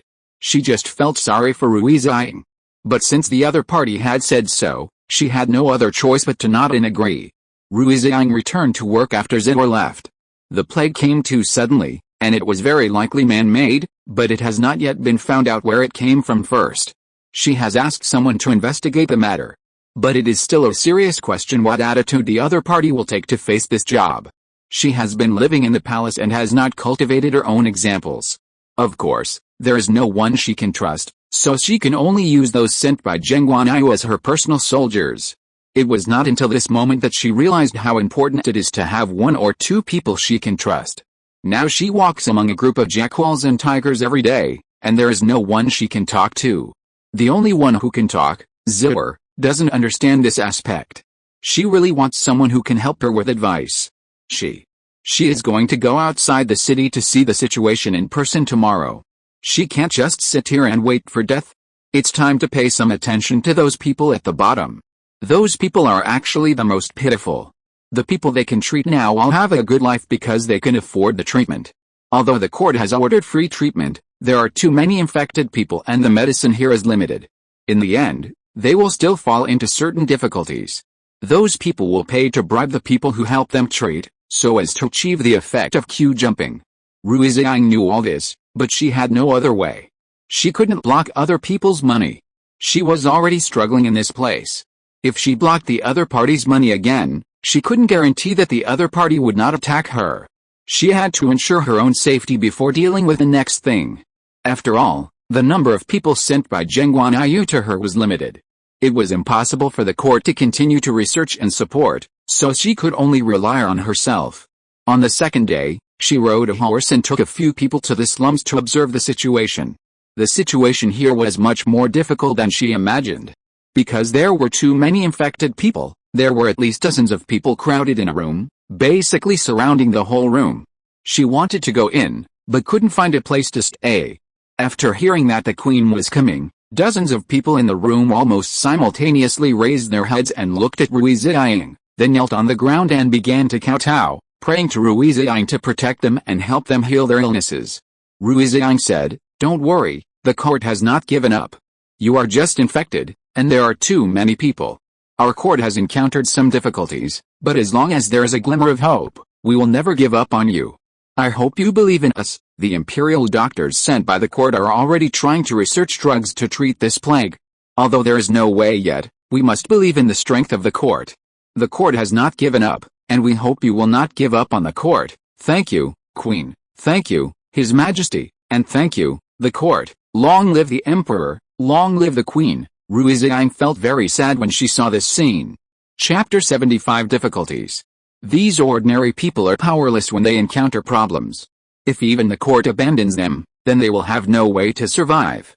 Fortunately, Geng Guanyu is not the kind of cruel person, and he has never thought of giving up on them. Even though he is facing a national crisis now, he still chooses to come and treat them. At this moment, she suddenly felt that Geng Guanyu was not as cruel as she imagined. Although he has the reputation of a tyrant, he at least has a certain humanity. All of you get up. As long as you are willing to believe in the Emperor and willing to believe in me, you will be able to recover your safety. These doctors are sent by the Emperor to treat the plague you are infected with. As long as you cooperate well, sooner or later we can work together to defeat this plague. Everyone was very moved by her words, and they knelt in front of her with tears of gratitude and kowtowed continuously. Rui Ziying couldn't bear to see them like this. She hurriedly helped them all up, and then said, "Everyone, please tell us about your symptoms, so that our imperial doctors can treat you. We have brought medicine for you to use. The elderly and children can come first, no matter when. The elderly and children are the key protection objects." This is obviously understood by ordinary civilians, so they have no objection to Rui Ziying's arrangement. But at this time, an incredible voice sounded, "Empress, I think you are wrong to do this. You should treat us first. Ordinary civilians like them can't bring anything to the country." It's better to give up on them so as not to waste medicine. Now that resources are so scarce, who has the heart to take care of them? Rui Ziying was not happy with the owner of this voice, especially the words he said, which had no technical content at all. What do you mean these ordinary civilians don't know how to waste medicine? If the person who said this didn't have a good background, he would probably be worse than these civilians. Rui Ziying turned around and looked at the person who was talking. The person who was talking was wearing a gorgeous dress and looked elegant and noble. He looked only in his early 20s, but he gave people a very mature feeling. Rui Ziying really couldn't believe that such a person needed to deal with such words, especially when she saw the other person's big belly. She felt that the other person probably had no value in living in this world. What do you mean by the people are of no help to the country? So their help to the country is not substantial, but if the country doesn't have his mother, these ordinary people can't support it at all. Compared with these ordinary people, you just won a birth. If you don't have your parents, do you think you can climb to where you are now with your strength alone? Don't look down on anyone casually. Everyone living in this world has a certain value. On the contrary, a rubbish like you, I don't think I can benefit our country in the world. The other party is obviously the child of a high-ranking official. He has been stared at for many years and has never been targeted like this, especially when the person in front of him is the queen. He felt embarrassed in an instant. The reason why he said there was no way was that he hoped Rui Ziying could see the facts clearly. In this situation, the country can hardly protect itself, so why waste medicine on these ordinary refugees? These medicines should be used to treat soldiers injured on the battlefield, not on these wastes. Not only can they not bring any usefulness to the country, but the most worrying point is that they will waste the country's resources. Seeing that the queen doesn't seem to understand what I mean, the reason why I said this is for the sake of our country. Now our country is in danger and it is difficult to protect itself. If these medicines are not spent on the right things, but are wasted on these wastes, then the soldiers on the front line will not have enough medicines for treatment after they are injured. By then, the war will be delayed and our country will be in trouble. This is all your responsibility, Queen. Rui Ziying sneered and raised the corner of her lips and said, I don't think you need to worry about this. Even the emperor is not worried about it, so why should you worry about it? The most important point is that the emperor has said that these civilians are worthy of our treatment with medicines. Do you think what you said makes more sense than the emperor? What is the current situation in our country? Is there anyone who knows better than the emperor? You don't have to use this matter to pressure me. I am doing everything according to the emperor's wishes, so I know better than anyone what to do next, and I don't need you to come and remind me. As for whether these people can bring help to our country, I don't think you need to worry about it, you just need to do what you should do. Instead of worrying about whether others can benefit the country, you might as well worry about what kind of help you can bring to the country. As far as I know, people like you can only sit at home and wait for death, right? I really don't know how you have the nerve to say such a thing. If I were you, I would definitely want to find a hole to crawl into, so as not to embarrass myself here. Rui Ziying's words touched everyone's heart. They cheered wildly and shouted, "Long live the Queen!" These high-ranking officials in the city have never taken the lives of ordinary people seriously. It is normal to kill them at will. But now, in their eyes, the Queen, who has always been high and mighty, is completely standing from their perspective and considering them. How can this not be touching? People are all made of flesh and blood. They will remember who treats them well, including you clearly. What you do to them now, they will never forget in the future. The man was so ashamed by what Rui Ziying said that he could only say, I hope the Queen will not regret what she did today. When the Queen thinks of me in the future, it will not be so easy for me to serve the country, Rui Ziying said with some amusement. First of all, I don't think you can bring any help to our country. Another thing is, if our country really needs you, do you think it is possible for you not to help? End of this chapter. Thank you very much for reaching the end. Don't forget to like. Looking for more exclusive content and immediate access? Subscribe to our Patreon. Remember, every like, subscription, or donation encourages us to continue. Thanks to everyone, see you in the next video.